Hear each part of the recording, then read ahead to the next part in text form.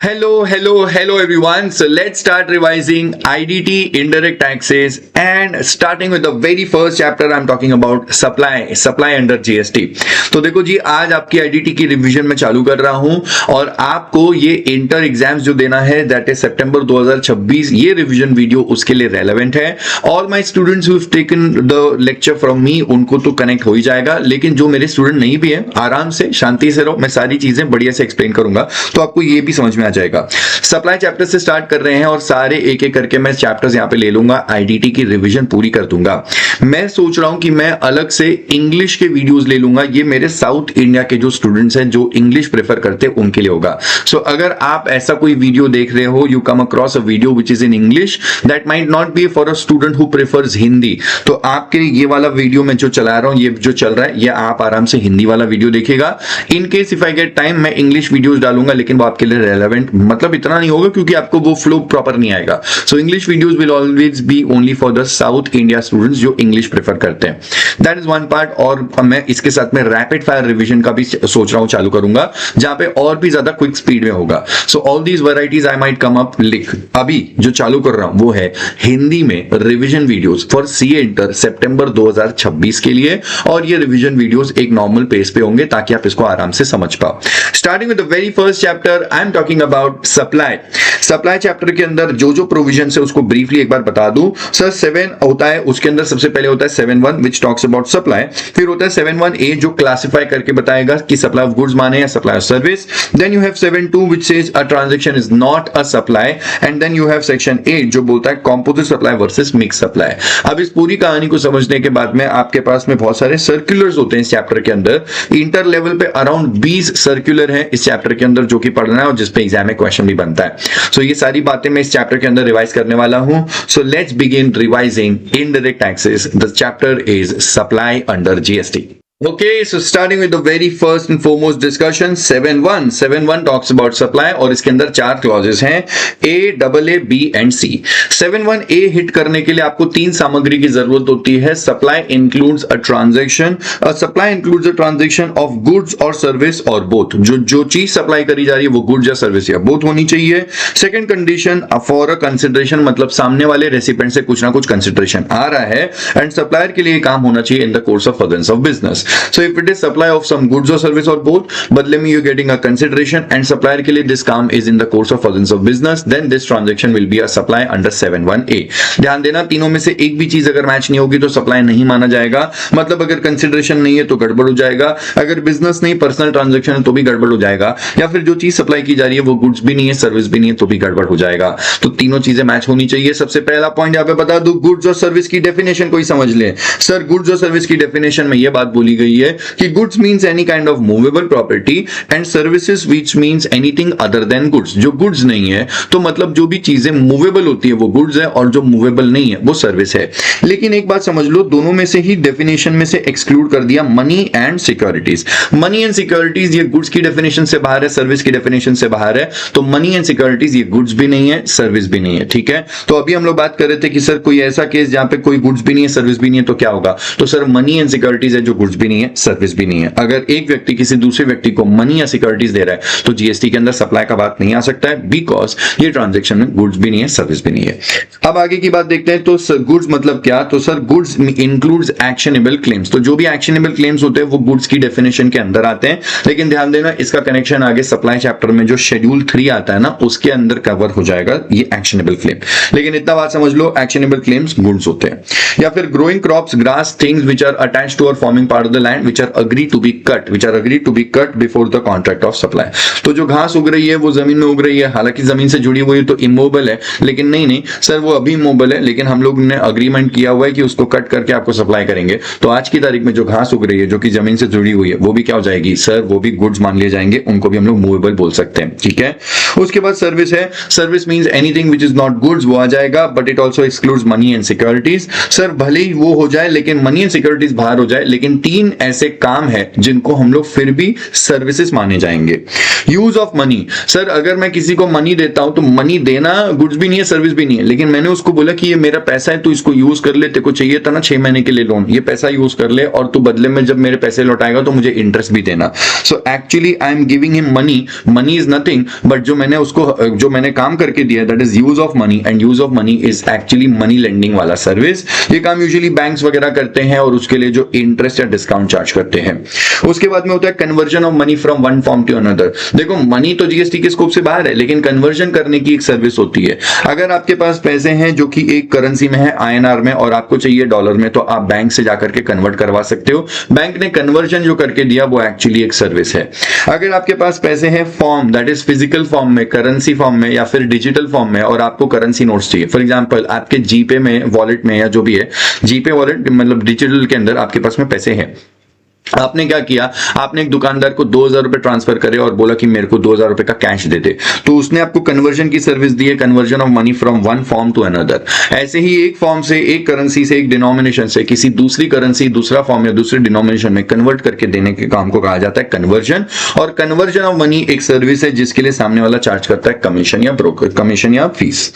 Facilitating arranging transaction in securities. देखो securities खरीदना बेचना ये तो जीएसटी में आ ही नहीं सकते, बिकॉज सिक्योरिटीज गुड्स भी नहीं है, सर्विस भी नहीं है, बट फैसिलिटेट करना, अरेंज करना, ये ट्रांजैक्शन सिक्योरिटीज के अंदर जो करते हैं वो स्टॉक ब्रोकर्स होते हैं, जैसे जीरोधा वगैरह। तो ये जीरोधा वगैरह ये लोग कर रहे हैं फैसिलिटेटिंग और arranging transaction in securities, which is actually a service जिसके लिए वो लोग चार्ज करते हैं ब्रोकरेज। तो ये तीन काम जो है इसको हम लोग सर्विस मान सकते हैं।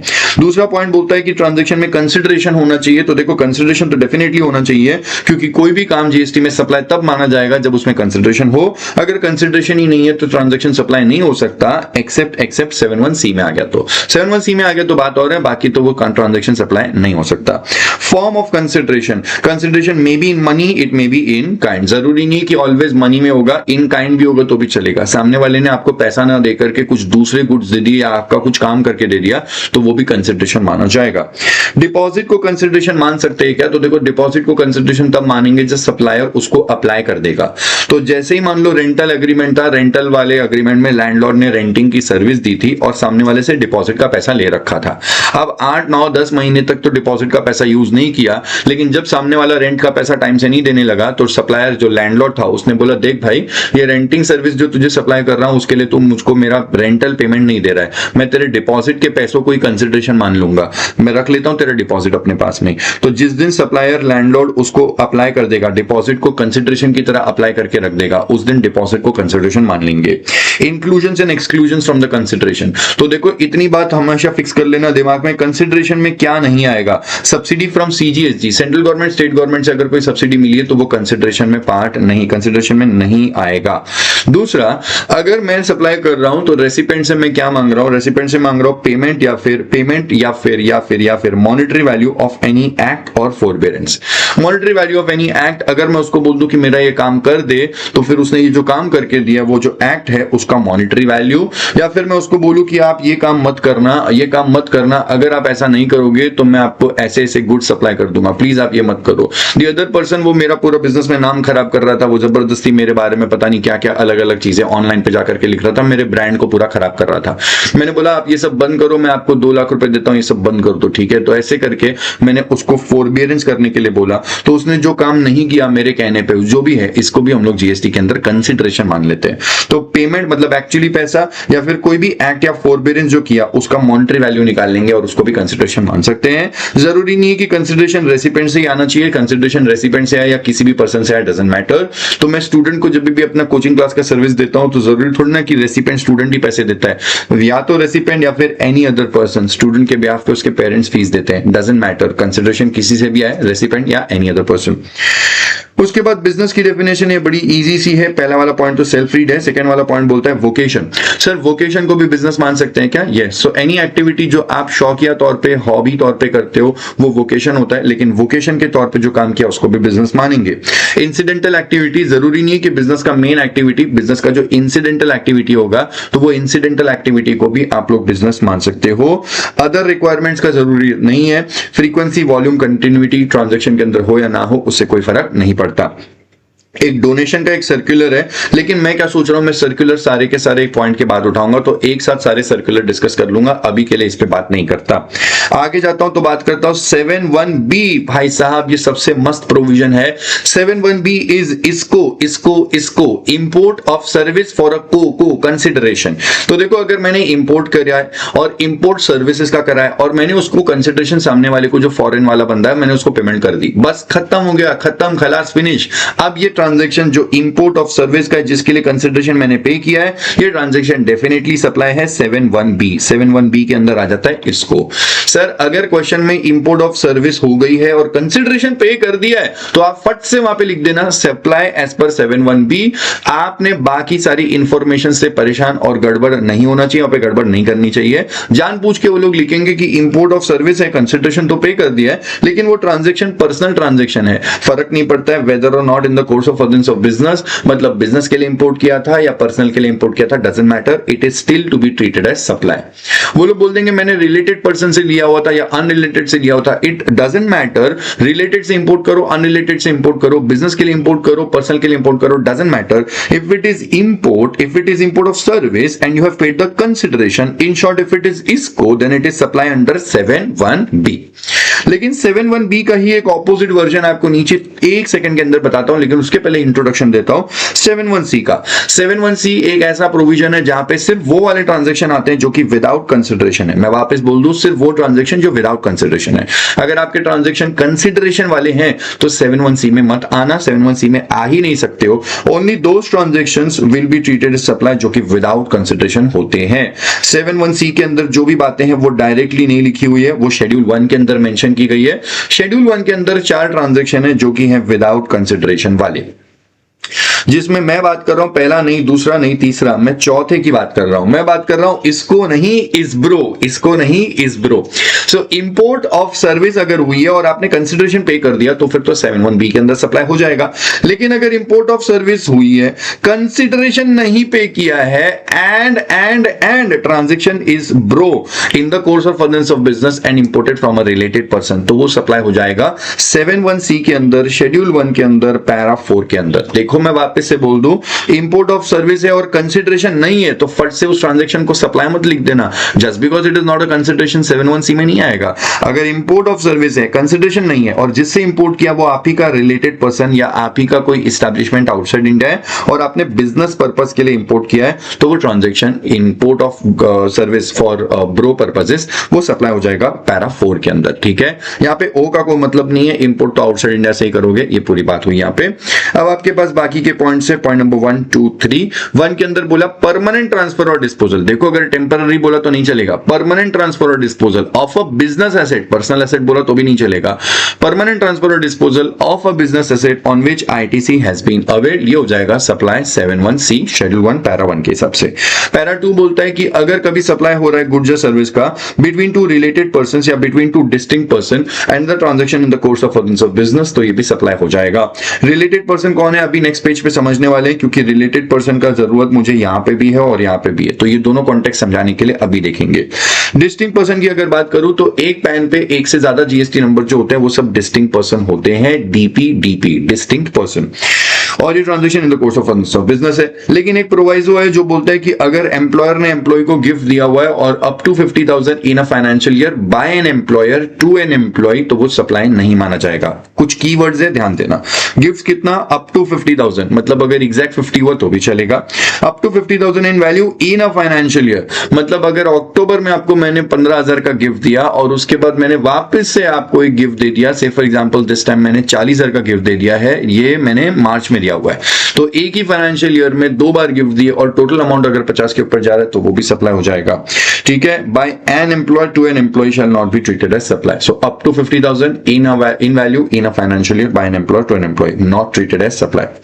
सप्लाई ऑफ गुड्स, अगर कभी गुड्स का सप्लाई हो रहा है और दो लोगों के बीच में हो रहा है, प्रिंसिपल टू एजेंट या agent to principal, principal to agent या एजेंट टू प्रिंसिपल के ट्रांजैक्शन है, विदाउट कंसिडरेशन है, तो वो भी सप्लाई मान लिए जाएंगे।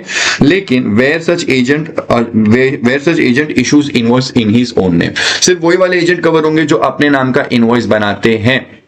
सर अगर मैं मेरे एजेंट को गुड्स सप्लाई कर रहा हूं विदाउट कंसिडरेशन, बाद में उससे पेमेंट ले लूंगा, तो मैंने जो उसको गुड्स भेजे हुए हैं ये मेरा सप्लाई मान लिया जाएगा अगर एजेंट आगे गुड्स कस्टमर को बेचते वक्त अपने नाम का इनवॉइस बनाता है। या फिर वाइसा वर्सा, उसने मार्केट से गुड्स खरीद के लाके मुझे पहुंचा दिए और जब मुझे गुड्स पहुंचा दिए तो वो पेमेंट करने के टाइम पे बोला सर 2 महीने के बाद पेमेंट दूंगा, तो फिलहाल के लिए इट इज विदाउट कंसिडरेशन और इसको भी सप्लाई मान लिया जाएगा। सर अगर एजेंट अपने नाम का इनवॉइस बनाता है तो वहां पे ये वाले एजेंट कवर हो जाते हैं।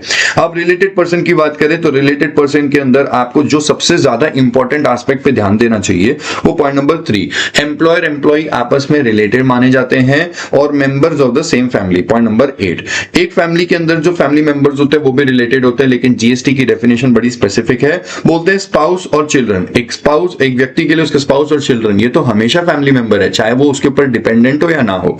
लेकिन 4 और लोग हैं, parents, grand parents, brothers and sister, 2 ऊपर 2 आजू बाजू, parents, grand parents, brother, sister. लेकिन ये जो 4 कैटेगरी के लोग हैं इनमें से जो भी व्यक्ति डिपेंडेंट होगा, होली और मेनली डिपेंडेंट होगा उस इंडिविजुअल पे, तो ही वो उसका रिलेटेड पर्सन है और फैमिली मेंबर में आएगा, वरना वो नहीं आएगा। ठीक है, तो ये कुल मिलाकर के 6 लोग जो हो जाते हैं। Spouse and children always family member, चाहे वो डिपेंडेंट हो या ना हो फर्क नहीं पड़ता है। लेकिन parents, grand parents, brother and sister ये फैमिली मेंबर तब माने जाएंगे जब इनमें से जो भी व्यक्ति होली और मेनली डिपेंडेंट है उसके ऊपर। अगर होली और मेनली डिपेंडेंट नहीं है तो फिर वो फैमिली मेंबर की डेफिनेशन में नहीं आएगा और रिलेटेड पर्सन भी नहीं होगा। इसके अलावा कोई भी एनी अदर फैमिली मेंबर जैसे मामा जी, मामी जी, ताया जी, ताऊ जी जो भी है, अगर वो आपके ऊपर डिपेंडेंट भी है तो भी फैमिली मेंबर की डेफिनेशन में जीएसटी के लिए तो नहीं आएंगे। बाकी के points, sir officer or director of one another's business, एक बिजनेस के जो ऑफिसर और डायरेक्टर होते हैं कंपनी के लिए, जो ऑफिसर और डायरेक्टर है वो उसके रिलेटेड पर्सन है। और ये भी एंगल समझ लो कि एक व्यक्ति 2 कंपनीज में ऑफिसर बना हुआ है, एक कंपनी में वो सीईओ है और दूसरे में वो सीओओ है, तो वो जो दोनों कंपनीज है वो भी रिलेटेड पर्सन हो जाएंगी because they have a common officer or director in one another's business. दूसरा, लीगली रिकग्नाइज्ड पार्टनर्स, एक फर्म के जो पार्टनर्स होते हैं वो सारे पार्टनर्स आपस में रिलेटेड हैं। एक एम्प्लॉयर एम्प्लॉय जो होता है वो भी आपस में रिलेटेड हैं। कंट्रोल के कॉन्टेक्स्ट में बात करूं तो मैं वर्बली समझा देता हूं, आप समझ जाना। अगर ए बी को कंट्रोल कर रहा है, ए लिमिटेड बी लिमिटेड को कंट्रोल कर रहा है, तो कंट्रोल करने वाला और कंट्रोल्ड एंटिटी दोनों रिलेटेड है। ए अगर बी और सी दोनों को कंट्रोल कर रहा है तो ए बी रिलेटेड है, ए सी रिलेटेड है, लेकिन बी और सी भी रिलेटेड हो जाएंगे because they are commonly controlled entities. अब ए ने बी और सी को कैसे कंट्रोल किया, डिपेंड करता है। अगर ए ने बी और सी में 25% या उससे ज्यादा का स्टेक रखा हुआ है तो फिर बी और सी रिलेटेड पर्सन है। लेकिन अगर ए ने बी एज वेल एज सी दोनों को कंट्रोल तो किया हुआ है लेकिन not by way of share holding, by any other way directly और इनडायरेक्टली, तो भी बी और सी रिलेटेड पर्सन माने जाएंगे। And the last case, such persons together control a third person, मतलब अगर बी और सी मिलके ए को कंट्रोल कर रहे हैं तो this time B and C are controlling entities, they are controlling. पहले वो कंट्रोल हो रहे थे, कंट्रोल्ड थे, अब वो कंट्रोल करने वाली एंटिटीज है, ये भी रिलेटेड पर्सन मानी जाएंगी B and C because they are commonly controlling a third person. Then last point, एक बिजनेस का sole agent, sole distributor, sole concessionaire. Sole concessionaire मतलब सोल कॉन्ट्रैक्टर, कंपनी हमेशा उसी को कॉन्ट्रैक्ट देती है। तो कंपनी का जो बिजनेस है वो बिजनेस में अगर कोई व्यक्ति सोल एजेंट है, यही हमारा एजेंट है और कोई नहीं है, सोल डिस्ट्रीब्यूटर है, यही डिस्ट्रीब्यूटर और कोई नहीं है, तो वो जो sole agent, sole distributor, sole concessionaire होते हैं वो भी उस बिजनेस के लिए रिलेटेड पर्सन माने जाएंगे। अब आपको डिस्टिंक्ट पर्सन का एक कॉन्टेक्स्ट समझाना है मुझको। डिस्टिंक्ट पर्सन के लिए मेरे पास में एक चार्ट है, मैं वो भी स्क्रीन के ऊपर प्लेस कर देता हूं, ठीक है।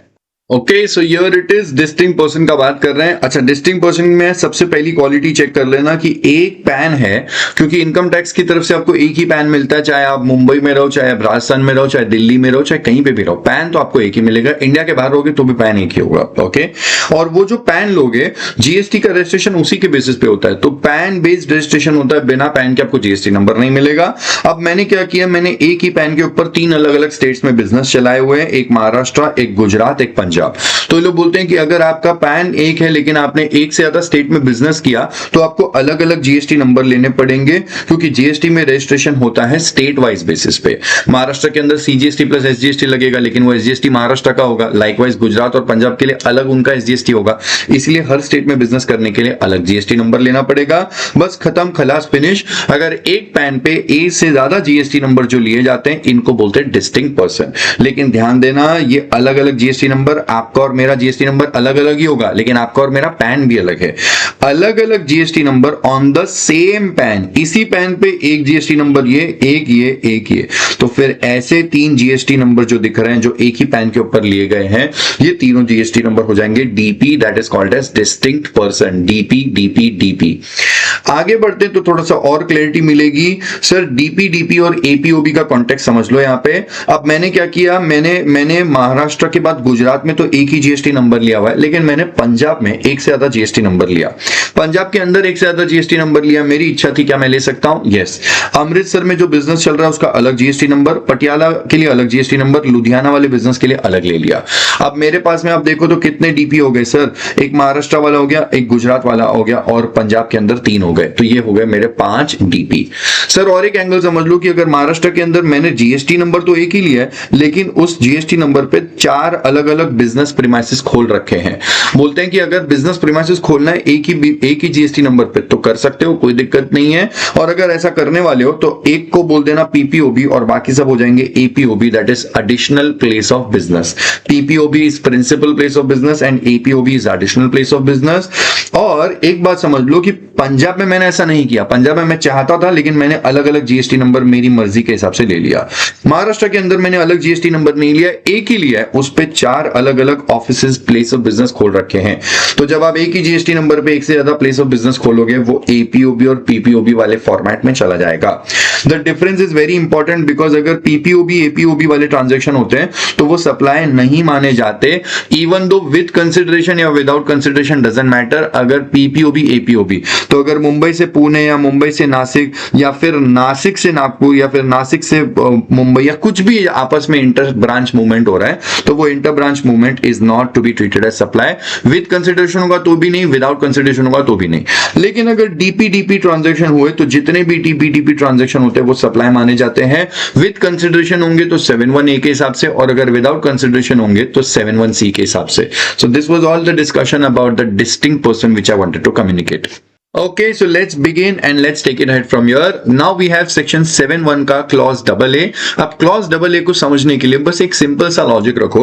जब भी कोई पर्सन अदर देन इंडिविजुअल को छोड़ दो, अब उसके अलावा पार्टनरशिप फर्म आ जाएगा, एलएलपी आ जाएगा, कंपनी आ जाएगा, बॉडी कॉर्पोरेट आ जाएगा, सब आ जाएगा। इनफैक्ट कोई एओपी बीओआई जो भी होगा, जो अनइनकॉर्पोरेटेड बॉडीज होती है, जो इनकॉर्पोरेट नहीं हुई है, association of persons, body of individuals and all of that, ये जब भी कोई भी पर्सन, जैसे ये इंडिविजुअल को छोड़ देने के अलावा जो भी अनइनकॉर्पोरेटेड बॉडी एओपी बीओआई जो भी है, जब अपने ही मेंबर्स या कॉन्स्टिट्यूएंट्स को कोई भी गुड्स या सर्विस देंगे तो वो ट्रांजैक्शन सप्लाई मान लिया जाएगा। वाइसा वर्सा, जब अपने मेंबर्स ही उस बॉडी के साथ में, मतलब एक एओपी बीओआई है और वो 4 मेंबर्स हैं जिन्होंने मिलकर के ये एसोसिएशन ऑफ पर्सन बनाया, तो जब एसोसिएशन ऑफ पर्संस अपने मेंबर्स को कुछ भी गुड्स या सर्विस देगा तो वो सप्लाई माना जाएगा। या फिर वो मेंबर्स अपने एसोसिएशन ऑफ पर्संस को या बॉडी ऑफ इंडिविजुअल को जो भी सर्विस देंगे या गुड्स देंगे वो भी सप्लाई माना जाएगा, if it is for cash, deferred payment और अदर वैल्यूएबल कंसिडरेशन।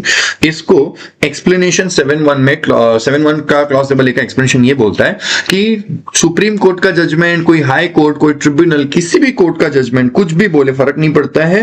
तेल लेने गया anything contained in any other law for the time being in force, किसी लॉ में क्या लिखा है फर्क नहीं पड़ता, किसी जजमेंट में, ऑर्डर में, कोई कोर्ट, ट्रिब्यूनल की अथॉरिटी के किसके भी जजमेंट में कुछ भी लिखा है फर्क नहीं पड़ता। For the purpose of GST act, for the purpose of this bloody clause AA, the person that is AOP BOI, association of person, body of individual और उसके जो members हैं, they shall be deemed to be 2 separate person, माना जाएगा कि ये दोनों अलग अलग लोग हैं। और supply of activity और transaction inter से, आपस में जब भी ये लोग कुछ भी transaction करेंगे तो हम तो मानेंगे it shall be deemed to have taken place from one separate person to one separate other person। मतलब आप ये मत बोल देना कि ये दोनों एक ही है, ये 4 मेंबर और एसोसिएशन ही एक ही है, ना ना ना ना। फॉर क्लॉज AA ये दोनों अलग है, और अगर एसोसिएशन ऑफ पर्सन और मेंबर के बीच में कभी भी ट्रांजैक्शन हुआ तो वो सप्लाई मान लिया जाएगा। तेल लेने का कोई भी जजमेंट, कोई भी ऑर्डर, कोई कोर्ट वगैरह, किसी लॉ में क्या लिखा है doesn't matter. Okay, so 7(1) AA is simple as that, हो गया। आगे गए, कुछ डेल क्रेडिट एजेंट का सर्कुलर वगैरह है, इसको हम लोग सर्कुलर मतलब सारे सर्कुलर अलग से ही पढ़ेंगे इसके ऊपर। आगे बढ़ते हैं तो देखते हैं, अब मेरे पास में आया सेक्शन 7(1)(a, ये अलग वाला 1A है, ये आपको बताता है क्लासिफिकेशन करके। यहाँ पे शेड्यूल 2 का रेफरेंस है, सीए इंटर एग्जाम में ये एक बार के लिए अभी ऑफ लेटली पूछा था कि बताओ फला फला ट्रांजेक्शन ये कौन से शेड्यूल में आएंगे, क्या शेड्यूल 1 में आएंगे, क्या शेड्यूल 2 में आएंगे, क्या शेड्यूल 3 में आएंगे। शेड्यूल का रेफरेंस दो और ये भी बताओ कि अगर ये ट्रांजेक्शन हुआ है तो क्या ये सप्लाई ऑफ गुड्स है, क्या ये सप्लाई ऑफ सर्विस है, क्या ये सप्लाई है भी या सप्लाई है ही नहीं, क्या है ये क्लियरली एक्सप्लेन करो। तो शेड्यूल 1, 2, 3 इनको परफेक्ट रखना, इनके ऊपर भी क्वेश्चन बनते हैं। मैंने देखा कुछ स्टूडेंट को जब भी सर्टिफाइड कॉपी लेकर के आए थे तो उनको मार्क्स नहीं मिला जब उन्होंने शेड्यूल का रेफरेंस नहीं दिया, तो शेड्यूल का रेफरेंस देना पड़ेगा। और अगर और क्लैरिटी चाहते हो तो पैरा का रेफरेंस भी दोगे तो आपके लिए फायदेमंद रहेगा। सर शेड्यूल 2 के अंदर आपको क्लासिफाई करके बताया जाएगा या तो गुड्स है या सर्विस है, ठीक है।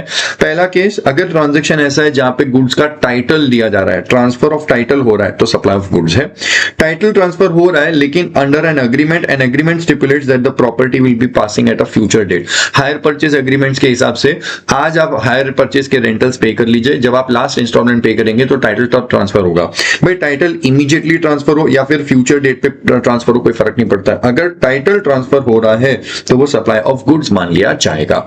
लेकिन सर अगर टाइटल नहीं, राइट ट्रांसफर हो रहा है, राइट और undivided share in the goods is transferred without transfer of title, बिना टाइटल ट्रांसफर किए बस राइट ट्रांसफर करोगे तो सप्लाई ऑफ सर्विस है। लैंड और बिल्डिंग का लीजिंग या रेंटिंग का ट्रांजैक्शन, लीज पे दिया लैंड या फिर लेटिंग आउट वगैरह ऑफ द बिल्डिंग, तो लैंड को लीज पे देना या बिल्डिंग को लीज या लेट आउट करना, ये ट्रांजैक्शन सप्लाई ऑफ सर्विस होगा, ठीक है। उसके बाद पैरा 3 बोलता है ट्रीटमेंट और प्रोसेस। ट्रीटमेंट और process apply to another person's goods, किसी और पर्सन के गुड्स पे ट्रीटमेंट या प्रोसेस करना, तो ये जॉब वर्कर करते हैं, जो प्रिंसिपल के गुड्स इनके पास में आते हैं उन पे ट्रीटमेंट प्रोसेस करके वापस से उसको लौटा देते हैं। तो किसी और के गुड्स के ऊपर कुछ ट्रीटमेंट या प्रोसेस करने का जो काम होता है उसको सप्लाई ऑफ सर्विस माना जाएगा। अब आपके पास पैरा नंबर 4 है जिसको मैं क्लास में बोलता हूं Toba. Toba is transfer of business assets. अगर टोबा की बात करें तो इसके अंदर 3 एंगल है, एक एंगल ये, दूसरा ये और तीसरा आपको यहां पे दिखेगा। पहला एंगल की बात करें तो ये वाला पॉइंट क्या बोलता है, ये वाला पॉइंट बोलना तो ये चाहता है कि अगर परमानेंट ट्रांसफर और डिस्पोजल ऑफ बिजनेस एसेट कर दिया तो ये सप्लाई ऑफ गुड्स माना जाएगा। ये रहा इस तरह से, ठीक है। तो एक इसको मैं प्रॉपर वर्जन में बोल देता हूं कि अगर आपके पास कुछ बिजनेस एसेट्स हैं और उसको आप ट्रांसफर या डिस्पोज ऑफ करते हो, और ट्रांसफर ऑफ डिस्पोज ऑफ इस तरह से करते हो so as to no longer found part of the business assets, वापस आपके पास कभी नहीं आएगा। इस तरह से किया कि अब वापस कभी नहीं आएगा, no longer to form part of this assets. तो अगर आपके बिजनेस एसेट्स को आपने इस तरह से ट्रांसफर कर दिया कि चले ही गया तो वो परमानेंट ट्रांसफर है और वो हरकत कर देना सप्लाई ऑफ गुड्स माना जाएगा।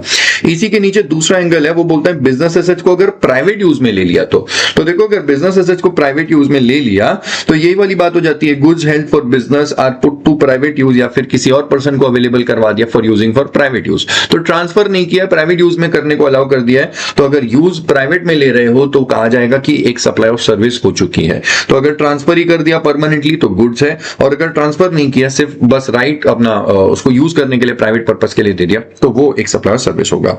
तीसरा एंगल बहुत बढ़िया वाला चीज है, यहां के अंदर इन लोग क्या बोलते हैं, सर इन लोग बोलते हैं कि अगर कोई बिजनेस एसेट्स है और वो बिजनेस एसेट्स को ट्रांसफर किया जा रहा है, लेकिन बिजनेस एसेट्स को ट्रांसफर करने का थोड़ा एंगल और थोड़ा सा जो बात है वो थोड़ा अलग तरीके का है।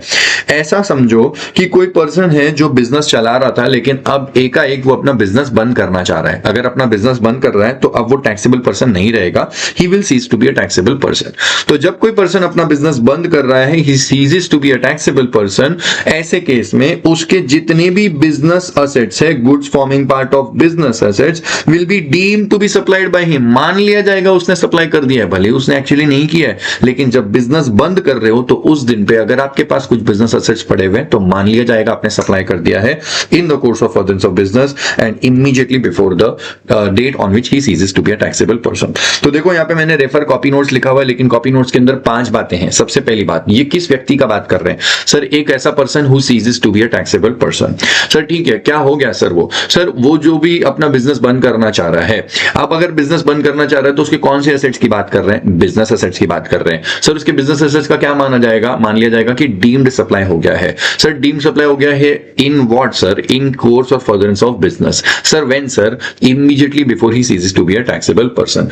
तो किसकी बात कर रहे हैं? Person ceases to be a taxable person, जो बिजनेस बंद कर रहा है. सर क्या हो गया? उसके सारे बिजनेस एसेट्स को deemed to be supplied मान लिया जाएगा in the course of furtherance of business and immediately before he ceases to be a taxable person. तो ये 5 आपको बातें समझ में आ गई. तो आपका पॉइंट नंबर 4 का थर्ड पार्ट हो गया, जो बोलता है कि अगर ऐसा हुआ तो डीम्ड सप्लाई मान लिया जाएगा और वो सारे बिजनेस एसेट्स आपने बेच दिया ऐसा मान लेंगे, सप्लाई ऑफ गुड्स बना देंगे. 2 ऐसे केसेस है जब ये प्रोविजन हिट नहीं होगा, मतलब भले ही आप अपना बिजनेस बंद कर रहे हो फिर भी हम डीमिंग फिक्शन नहीं लगाएंगे और आपके बिजनेस एसेट्स है उनका डीम ट्रांसफर नहीं होगा. पहला, अगर आप बिजनेस ट्रांसफर कर रहे हो लेकिन as a going concern transfer कर रहे हो, मतलब चलता फिरता बिजनेस है और सामने वाला उस बिजनेस को चलाने वाला है, आप बंद नहीं कर रहे हो, आप दे रहे हो किसी और को और वो बिजनेस को कंटिन्यू करेगा, तो डीमिंग फिक्शन नहीं लगाएंगे. आपके जितने बिजनेस एसेट्स है on the date on which you cancel your registration, वो सारे बिजनेस एसेट्स आपके डीम सप्लाई के फैक्टर में नहीं आएंगे. दूसरा, अगर आप बिजनेस अपना बंद कर रहे हो, मतलब you cease to be a taxable person, आप बिजनेस से हट रहे हो लेकिन आपका बिजनेस कोई ना कोई व्यक्ति चलाने वाला है, personal representative who will be deemed to be a taxable person. तो ऐसा समझो कोई एक फादर है जो अपना बिजनेस में से रिटायर होना चाह रहा है और उसका बेटा या उसकी बेटी है वो बिजनेस में एंटर करने वाले, तो देखो बंद थोड़ा ना हो रहा है, बस वो पहले अंकल जो बिजनेस चलाते थे वो बंद हो जाएगा और अब उसका जो बेटा है वो चालू कर देगा, बिजनेस कंटिन्यू करेगा. ऐसे केस में भी डीमिंग फिक्शन नहीं लगाएंगे, जिसको क्लास के अंदर हम लोग बोलते हैं बाप का मीटर बंद बेटे का मीटर चालू. तो बाप का मीटर बंद बेटे का मीटर चालू, ऐसे केसेस में, या फिर बिजनेस को दे दिया आपने एज अ गोइंग कंसर्न, ये दोनों केसेस के अंदर आप डीमिंग फिक्शन नहीं लगाओगे. ठीक है सर, ये हो गया आपका पॉइंट नंबर 4 जिसका पैरा 4 जिसका थर्ड पार्ट बोलता है कि बिजनेस एसेट को डीम सप्लाई मान लिया जाएगा, सप्लाई ऑफ गुड्स होगा. उसके बाद में पैरा 5 है और पैरा 5 के अंदर बहुत सारी बातें हैं. पैरा 5 के अंदर पहला पॉइंट जो बोलता है कि अगर रेंट, अच्छा पहली बात तो पैरा 5 एंड पैरा 6 इसके अंदर जितनी भी बातें ये सब कुछ सप्लाई ऑफ सर्विस है. पैरा 5 का जो पहला वाला पॉइंट है वो बोलता है कि बिजनेस को अगर आपने कोई रेंटिंग ऑफ इमूवेबल प्रॉपर्टी का काम किया तो वो सप्लाई ऑफ सर्विस है. 5 का सी बोलता है कि ट्रांसफर और temporary transfer of IPR, intellectual property rights का टेम्पररी ट्रांसफर करोगे तो सप्लाई ऑफ सर्विस है. अगर आईटी सॉफ्टवेयर को रिलेटेड कुछ भी टेक्निकल काम किया, development, designing, programming, customization, adaptation, upgradation वगैरह वगैरह, तो ये काम सब सप्लाई ऑफ सर्विस होगा. पॉइंट नंबर ई बोलता है अग्रीइंग टू दी ऑब्लिगेशन. 3 तरीके की ऑब्लिगेशन है. 1 to refrain from an act, to tolerate an act और टू डू एन एक्ट. ये कोई भी ऑब्लिगेशन किसी भी व्यक्ति पे रखा और सामने वाले ने अग्री कर दिया तो अग्री कर देना टू दीज ऑब्लिगेशंस, ये सप्लाई ऑफ सर्विस माना जाता है. इसके ऊपर एक बढ़िया वाला सर्कुलर है जो हम लोग आगे सर्कुलर वाले साइड में समझेंगे. और ट्रांसफर ऑफ राइट, थोड़ी देर पहले देखा था कि टाइटल ट्रांसफर हुआ तो सप्लाई ऑफ गुड्स है और अगर टाइटल ट्रांसफर नहीं राइट ट्रांसफर हुआ तो वो सप्लाई ऑफ सर्विस है. तो ये रहा transfer of right for any purpose, supply of service माना जाएगा. उसके बाद में पैरा नंबर 6 है जो बोलता है कि कंपोजिट सप्लाई. 2 तरीके की कंपोजिट सप्लाई है, एक है वर्क्स कॉन्ट्रैक्ट और दूसरा रेस्टोरेंट. कंपोजिट सप्लाई मतलब एक ट्रांजैक्शन के अंदर दो या उससे ज्यादा चीजें सप्लाई करी जाती है. वर्क्स कॉन्ट्रैक्ट क्या होता है सर? वर्क्स कॉन्ट्रैक्ट एक इमूवेबल प्रॉपर्टी का कॉन्ट्रैक्ट होता है जिसमें इमूवेबल प्रॉपर्टी को कंस्ट्रक्ट वगैरह करने का काम है और वहां पे मटेरियल भी सप्लाई किया जाएगा और लेबर भी. मतलब सामने वाला बोल रहा है कि मैंने ठेका उठाया, आपका जो भी फ्लैट है या आपका जो प्रॉपर्टी या फैक्ट्री है उसको कंस्ट्रक्ट करता हूं सर, A1 क्वालिटी का मटेरियल यूज करेंगे, मटेरियल मैं ही लेके आ जाऊंगा और मेरे लेबर है मैं भिजवा दूंगा, सारा काम हो जाएगा, आप बिल्कुल टेंशन मत लीजिएगा. तो मटेरियल भी जा रहा है, लेबर भी जा रहा है, दोनों चीजें हैं, लेकिन ये लोग बोलते हैं फर्क नहीं पड़ता है, चाहे कितना भी मटेरियल हो चाहे कितना भी लेबर हो, this works contract is always to be treated as supply of service. Restaurant के ट्रांजैक्शन को भी हमेशा मानेंगे सप्लाई ऑफ सर्विस. जबकि रेस्टोरेंट में आपको फूड दिया जाता है टेबल पे, तो जो कि गुड्स होते हैं और टेबल पे सर्व करते हैं तो एक सर्विस एलिमेंट है, लेकिन फर्क नहीं पड़ता. Restaurant outdoor catering is always supply of service, works contract is also always supply of service. ये पैरा 6 हुआ. अब बीच में मैंने एक पैरा 5B छोड़ करके रखा हुआ है. 5B के अंदर क्या क्या बातें हैं ये मैं आपको मेरे एक कंक्लूजन वाले टेबल से बताता हूं, ठीक है? लेकिन इसको अभी 2 मिनट के अंदर कंक्लूड करूंगा, लेकिन पहले आपको शेड्यूल 3 समझा देता हूं. तो पैरा 5B की डिस्कशन मेरी जस्ट फिलहाल के लिए पेंडिंग रहेगी. मैं आपको इसको इसी स्क्रीन से 1 मिनट के लिए पहले यहीं से समझा देता हूं. पहला पॉइंट ये बोलता है कि अगर कंस्ट्रक्शन कर रहे हैं, construction of a complex building या सिविल स्ट्रक्चर, तो कंस्ट्रक्शन का काम काम करना मतलब सप्लाई ऑफ सर्विस है। दूसरा पॉइंट बोलता है कि कंस्ट्रक्शन हो रहा है कॉम्प्लेक्स या बिल्डिंग का, लेकिन ये कंस्ट्रक्शन कर रहा है कोई बिल्डर, और बिल्डर बिल्डिंग बना रहा है with the intention of selling it to a buyer. जो पहला वाला ब्रैकेट है जिसमें रोमन नंबर 1 लिखा हुआ है, यहाँ पे कोई भी पर्सन कंस्ट्रक्शन करके दे रहा है, कंस्ट्रक्शन करके दे रहा है तो वो सप्लाई ऑफ सर्विस है। दूसरा वाला जो ब्रैकेट है जो रोमन नंबर 2 है, यहाँ पे कोई भी पर्सन नहीं है, यहाँ पे बिल्डर है, स्पेसिफिकली एक बिल्डर है जो बिल्डिंग कंस्ट्रक्शन कर रहा है, और बिल्डर जब बिल्डिंग कंस्ट्रक्शन कर रहा है तो वो इंटेंशन ऑफ सेलिंग, उसको सारे फ्लैट्स और शॉप्स जो है सब बेचनी है। सो बिल्डर एक बिल्डिंग बना रहा है, मान लो 100 फ्लैट्स है उसके अंदर, और नीचे जो ग्राउंड फ्लोर है उसमें कुछ 10 शॉप्स है, तो ये 110 यूनिट्स बेचेगा, इंटेंशन है बेचने का। तो जीएसटी में बोलते हैं कि बिल्डर ने जितना भी बिल्डिंग में फ्लैट्स बनाए, जितनी भी शॉप्स है, सब कुछ सप्लाई ऑफ सर्विस माना जाएगा। लेकिन following special case is not governed bye schedule 2 para 5B। Following cases GST में 5B के अंदर नहीं आएंगे, और 5B के अंदर नहीं आएंगे तो वो सप्लाई ऑफ सर्विस नहीं होगा। सर कौन से केसेस नहीं आएंगे? तो एक आपको सिंपल वर्ड बोल देता हूं, रेडी पोजेशन वाले फ्लैट्स। रेडी पोजेशन वाले फ्लैट्स जो होंगे वो सप्लाई ऑफ सर्विस नहीं होंगे, क्योंकि वो 5B के अंदर गवर्न नहीं होते।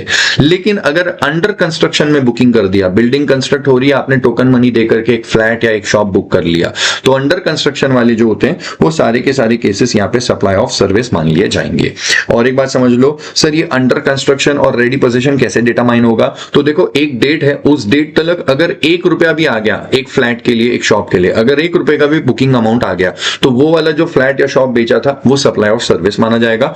और अगर ऐसा फ्लैट या ऐसा शॉप जिसका पूरा का पूरा पेमेंट इस डेट के बाद में आया था, वो वाले रेडी पोजीशन वाले होते हैं और उनको 5B गवर्न नहीं करता, वो 5B से बाहर रहेंगे, वो सप्लाई ऑफ सर्विस नहीं है। इफ द इंटायर कंसिडरेशन, मान लो 2 करोड़ का फ्लैट था, वो पूरा का पूरा 2 crore is received after the specified date. Specified date is the date of issuance of completion certificate or date of first occupation, whichever is earlier.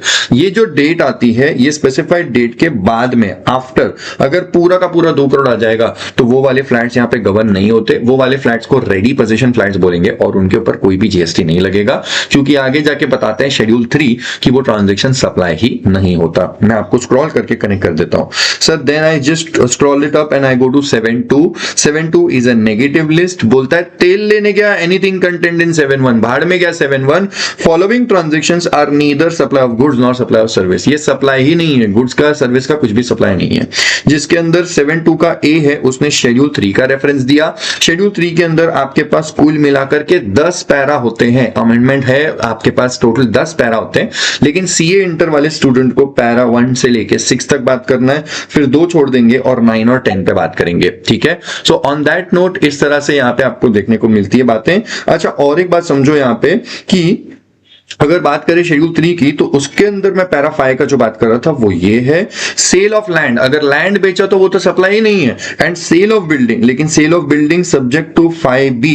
Subject to 5B मतलब cell of वो वाली building, मतलब वो वाला flat, वो वाला shop जिसका पूरा पेमेंट बाद में आया था। इन शॉर्ट जो रेडी पोजीशन वाले होते हैं।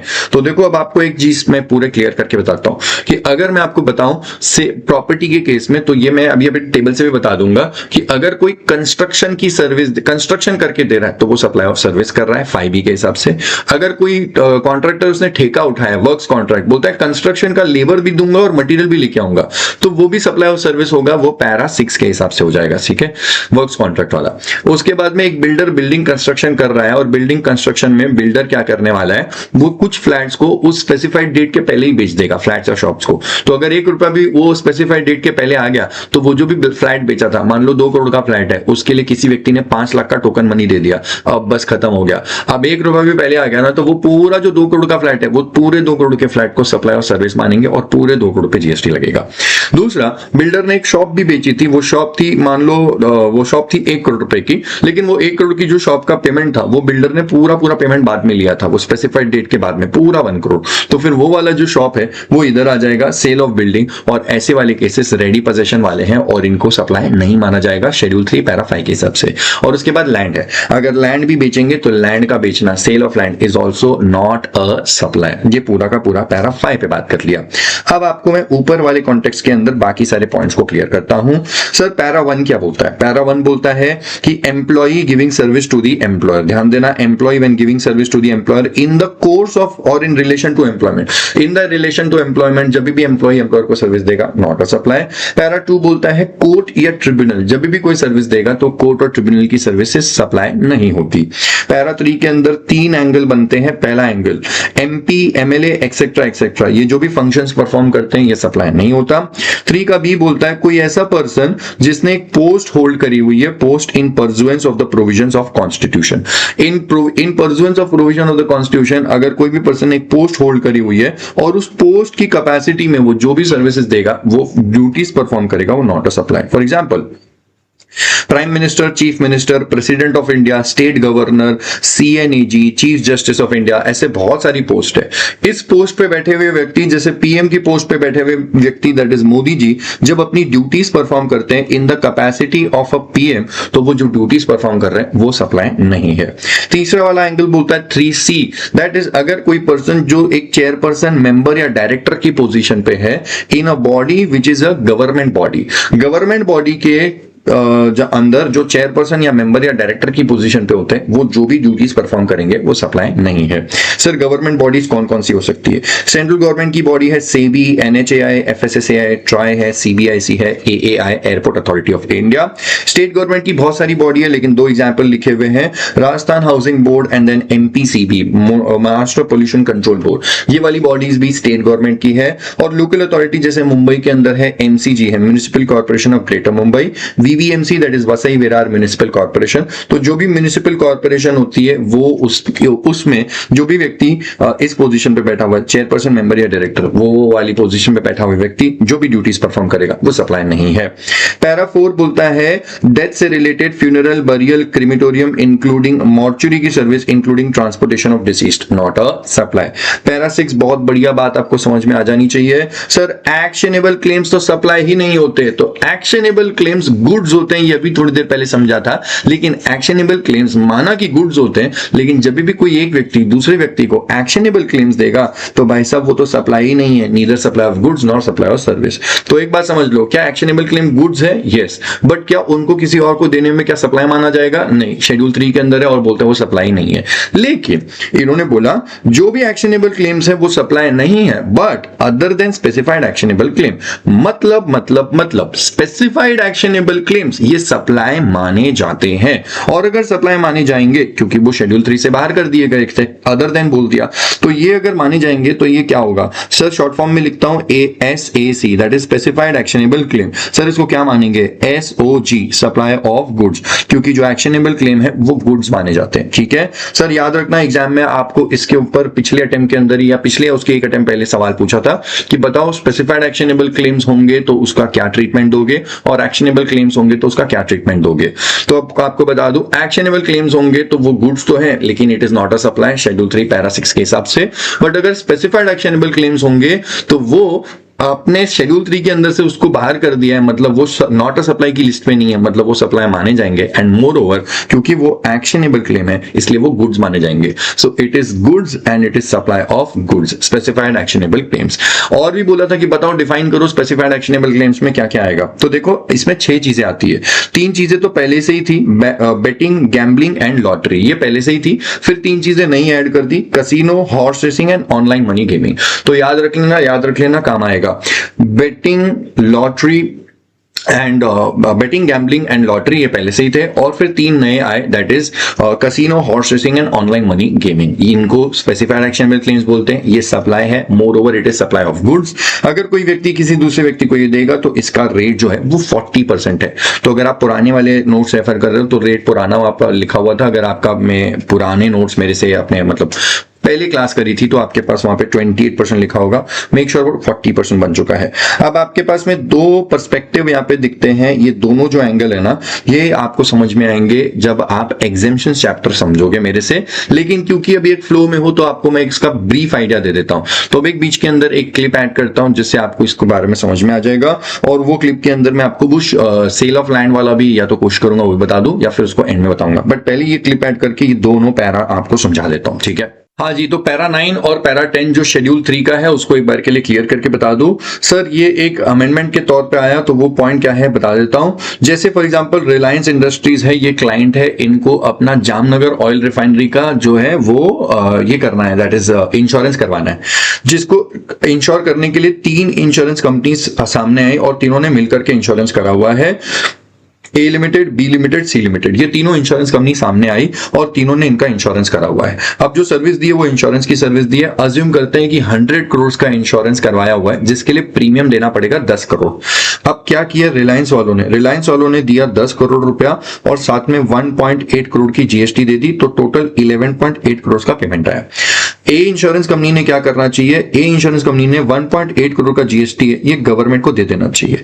अगर पूरे 10 करोड़ के प्रीमियम अमाउंट पे पूरे 10 करोड़ के ऊपर जो जीएसटी बनता है वो ए अगर आप ही गवर्नमेंट को जमा कर दोगे तो फिर हमको बिल्कुल संतुष्टि हो जाएगी। गवर्नमेंट बोलती है अब हमको इसके बाद कोई दिक्कत नहीं है, 11.8 में से 1.8 करोड़ का जीएसटी तो आपने जमा कर दिया, अब जो आपके पास पड़े हुए हैं वो 10 करोड़ रुपए हैं। अब इस 10 करोड़ में से आप थोड़ा सा शेयरिंग इसके साथ कर लो, थोड़ा सा शेयरिंग इसके साथ कर लो। ये जो शेयरिंग ऑफ प्रीमियम आप बी लिमिटेड और सी लिमिटेड के साथ में करोगे उसके ऊपर कोई भी जीएसटी नहीं लगेगी, क्योंकि ये जो शेयरिंग का काम है आपस का, ये सप्लाई ही नहीं है, नॉट अ सप्लाई। लेकिन बस ध्यान देना ए लिमिटेड आप पूरे 10 करोड़ पे 1.8 करोड़ की जो जीएसटी ये आप ही जमा कर देना, अगर कर दोगे तो आपसी शेयरिंग को हम लोग सप्लाई नहीं मानेंगे। ये जो आपका शेड्यूल 3 के अंदर पैरा 9 लिखा हुआ था वो ये है। अब पैरा 10 की बात करते हैं। पैरा 10 आपके लिए यहां पे आता है। पैरा 10 क्या बोलता है कि ए इंश्योरेंस कंपनी ने क्या किया, कुछ एक XYZ इंश्योर्ड व्यक्ति है मिस्टर अशोक, उसने इंश्योरेंस सर्विस प्रोवाइड करा। अब ए इंश्योरेंस कंपनी ने ऐसे 10,000 लोगों को अलग अलग इंश्योरेंस पॉलिसी में इंश्योरेंस कराया हुआ है, ठीक है। So what is A doing, A is giving insurance services to all these 10,000 customers.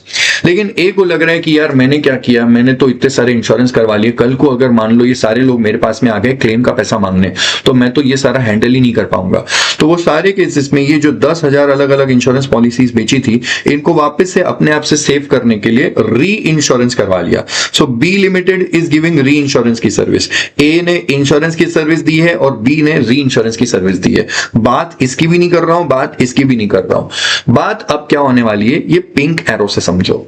ए ने क्या बोला, बी को बोला, ए देखो B limited, B insurance company, आपको टेंशन की जरूरत नहीं है क्योंकि 10,000 क्लाइंट्स का सरदर्द तो मैं संभालता हूं। कितने कितने क्लाइंट्स को कैसे कैसे करके ढूंढ के लाता हूं और जब मेरे पास इतने सारे क्लाइंट्स हो जाते हैं सबसे जो भी मुझे इंश्योरेंस का पैसा मिला है उसका एक अमाउंट मैं आपको दे देता हूं और खट से आप मुझे री इंश्योरेंस की सर्विस देते हो और मैं आपको एक अमाउंट दे देता हूं और आप फ्री हो जाते हो। सरदर्द तो मैं पाल रहा हूं, मैं इतने सारे क्लाइंट्स पाल रहा हूं, तुम्हारे को तो कोई सरदर्द भी नहीं है। देखो मैंने अगर आपको इतने बड़े क्लाइंटल का री इंश्योरेंस का बिजनेस लाके दिया है तो आपको मुझे कमीशन देना पड़ेगा। मैं आपको सीडिंग सर्विस दूंगा और आप मुझे सीडिंग कमीशन देना। मैं सीडिंग सर्विस दूंगा, आप मुझे सीडिंग कमीशन दोगे, तो ये जो सीडिंग का ट्रांजैक्शन है इस सीडिंग के ट्रांजैक्शन को सप्लाई नहीं मानेंगे, इसके ऊपर कोई भी जीएसटी नहीं लगाएंगे। ये बात बोली है शेड्यूल 3 पैरा 10 ने, ठीक है। ये पूरा का पूरा डिस्कशन आपका यहां पे खत्म हुआ। इसके अंदर एक कुछ कैलकुलेशन का भी बात होता है लेकिन ये मैं आपको इंश्योरेंस सेक्टर में एग्जेम्पशंस में पढ़ा दूंगा। बस इतना समझ लो कि ए इंश्योरेंस कंपनी ने बी इंश्योरेंस कंपनी को जो सीडिंग की सर्विस दी और जो सीडिंग का कमीशन बात किया उसको जीएसटी में सप्लाई नहीं मानेंगे और उसके ऊपर जीएसटी नहीं लगेगा शेड्यूल 3 पैरा 10 के हिसाब से। ओके, सो ये आपका शेड्यूल 3 भी यहाँ पे फुल्ली खत्म हुआ।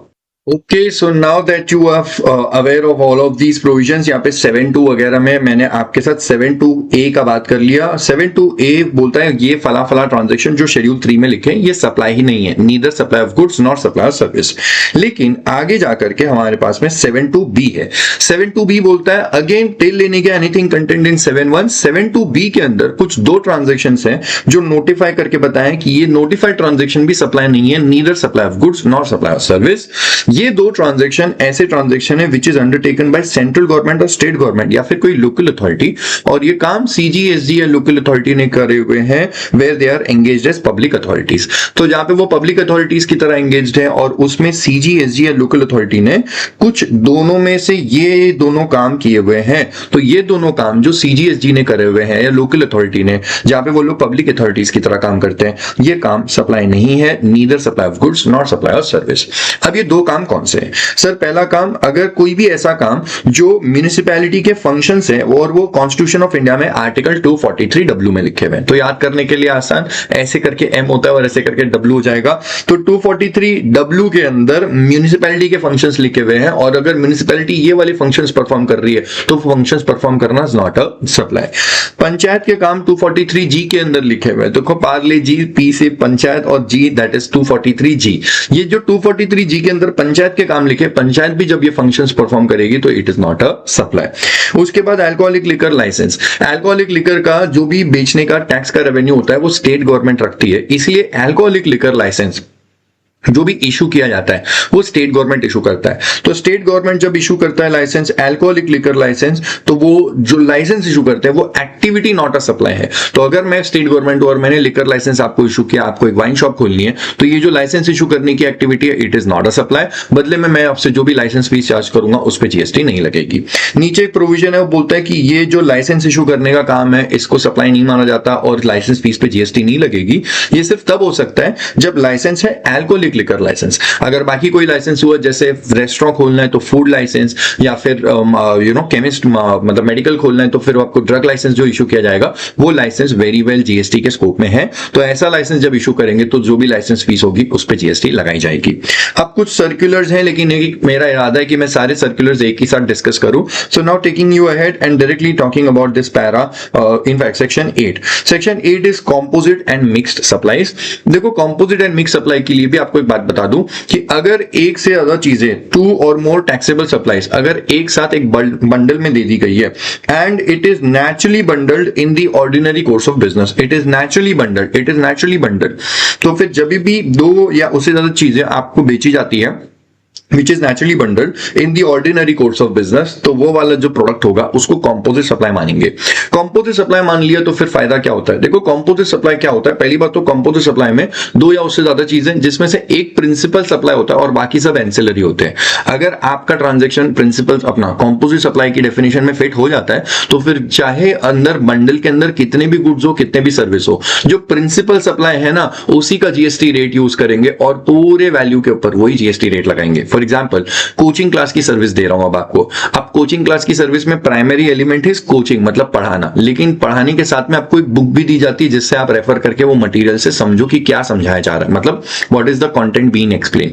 तो अब यहाँ पे गुड्स भी दिए जा रहे हैं दैट इज बुक्स, और आपको कोचिंग क्लास की सर्विस भी दी जा रही है। तो ये एक से ज्यादा चीजें एक साथ दी जा रही है, but it is naturally bundled in the ordinary course of business. Her class में ये होता है, हर आप स्कूल वाला कोई क्लास करो या फिर आप कॉलेज या फिर कोई भी आप अलग से कोचिंग क्लास अटेंड करोगे, आपको कोचिंग भी दी जाती है और बुक्स भी दी जाती है।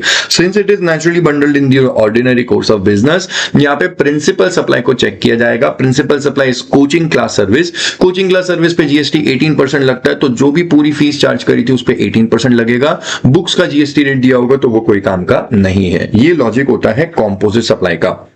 लेकिन जब मिक्स सप्लाई की बात करें तो मिक्स सप्लाई में क्या होता है? मिक्स सप्लाई के अंदर एक या उससे ज्यादा चीजें एक साथ दी तो गई है, लेकिन it does not constitute a composite supply. Sir composite supply कब होगा? When it is naturally bundled. लेकिन अगर नेचुरली बंडल्ड नहीं है फिर भी 2 चीजों का बंडल बना के दिया तो सुन लो 2 चीजें अगर एक साथ दी गई है और वो नेचुरली बंडल्ड नहीं है, that does not make it mix supply all together. As just as a conclusion, भले ही वो 2 से ज्यादा चीजें एक साथ दी गई है and it is not even a composite supply क्योंकि वो नेचुरली बंडल्ड नहीं है, लेकिन मिक्स सप्लाई होने के लिए सबसे इंपॉर्टेंट फैक्टर है सिंगल प्राइस। अगर वो सारी चीजें सिंगल प्राइस पे दी गई थी तो उसको मिक्स सप्लाई मानेंगे, और मिक्स सप्लाई में चला गया तो प्रॉब्लम ये होती है कि जो भी बंडल के अंदर जितने भी गुड्स और सर्विस है सबका जीएसटी रेट चेक करेंगे।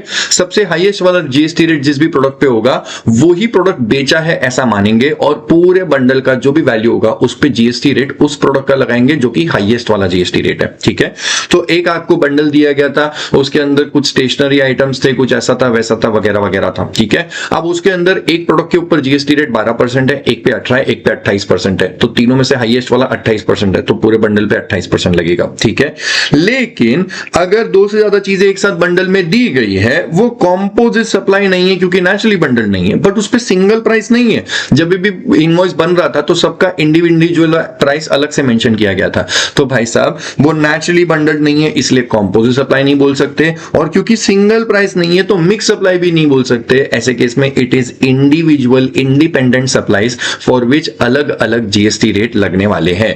तो जो भी प्रोडक्ट है इसके ऊपर 12% है तो इसका 12% लगाना, क्योंकि सबका प्राइस अलग से सेपरेटली मेंशन है, ठीक है। तो ये वाला डिफरेंस होता है। मैं आपको वापस से बता दूं, कॉम्पोजिट सप्लाई होगा तो फिर कॉम्पोजिट सप्लाई में प्रिंसिपल सप्लाई का जो जीएसटी रेट है वो ही लगा देना पूरे वैल्यू पे, और मिक्स सप्लाई में चला गया तो फिर जो भी बंडल में हाईएस्ट वाला रेट होगा वो लगा देना। बट अगर कॉम्पोजिट भी नहीं है, मिक्स भी नहीं है, तो वो इंडिपेंडेंट इंडिविजुअल सप्लाईज हो जाएगा of all the separate products, और फिर सबके ऊपर सबका सेपरेट सेपरेट जीएसटी रेट जो होता है वही लगाया जाएगा, ठीक है।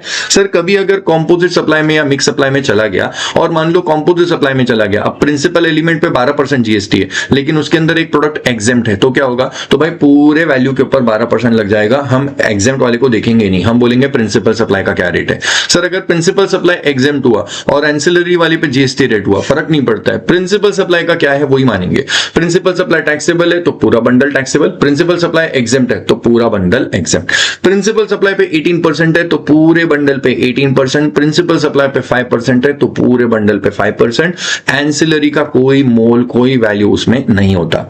रही बात मिक्स सप्लाई की, मिक्स सप्लाई में आप देखोगे सबसे हाईएस्ट वाला रेट, अब पूरे बंडल में सबसे हाईएस्ट वाला रेट 28% है। अब एक पे 5% है, एक पे 12 है, और एक तो एग्जेम्प्ट ही है, फर्क नहीं पड़ता, पूरे के पूरे पे लगेगा 28%। अब जिसमें एग्जेम्प्ट है उस पे भी लग जाएगा क्योंकि फर्क नहीं पड़ता है, बंडल में जो हाईएस्ट वाला रेट है वही लगाया जाएगा, ठीक है। इंडिपेंडेंट हुआ तो फिर बढ़िया चीज है, इंडिपेंडेंट में जिस पे 5% है उसको 5% लगाएंगे, फिर जिस पे 12% है उतनी वैल्यू पे 12%, जो एग्जेम्प्ट है उतनी वैल्यू के ऊपर एग्जेम्प्ट है, कोई भी जीएसटी नहीं लगाई जाएगी, ठीक है। ये मैं आपको सामने पहली बात तो इसी क्लिप के अंदर मैं आपको एक मैंने चार्ट बनाया था ये फाइनल सीए की क्लास के अंदर, ये मैं आपको फट से बता देता हूं, ये इधर ही किधर मैंने बनाया हुआ, जस्ट गिव मी 1 सेकेंड, मैं उसको पुट अप करता हूं स्क्रीन पे।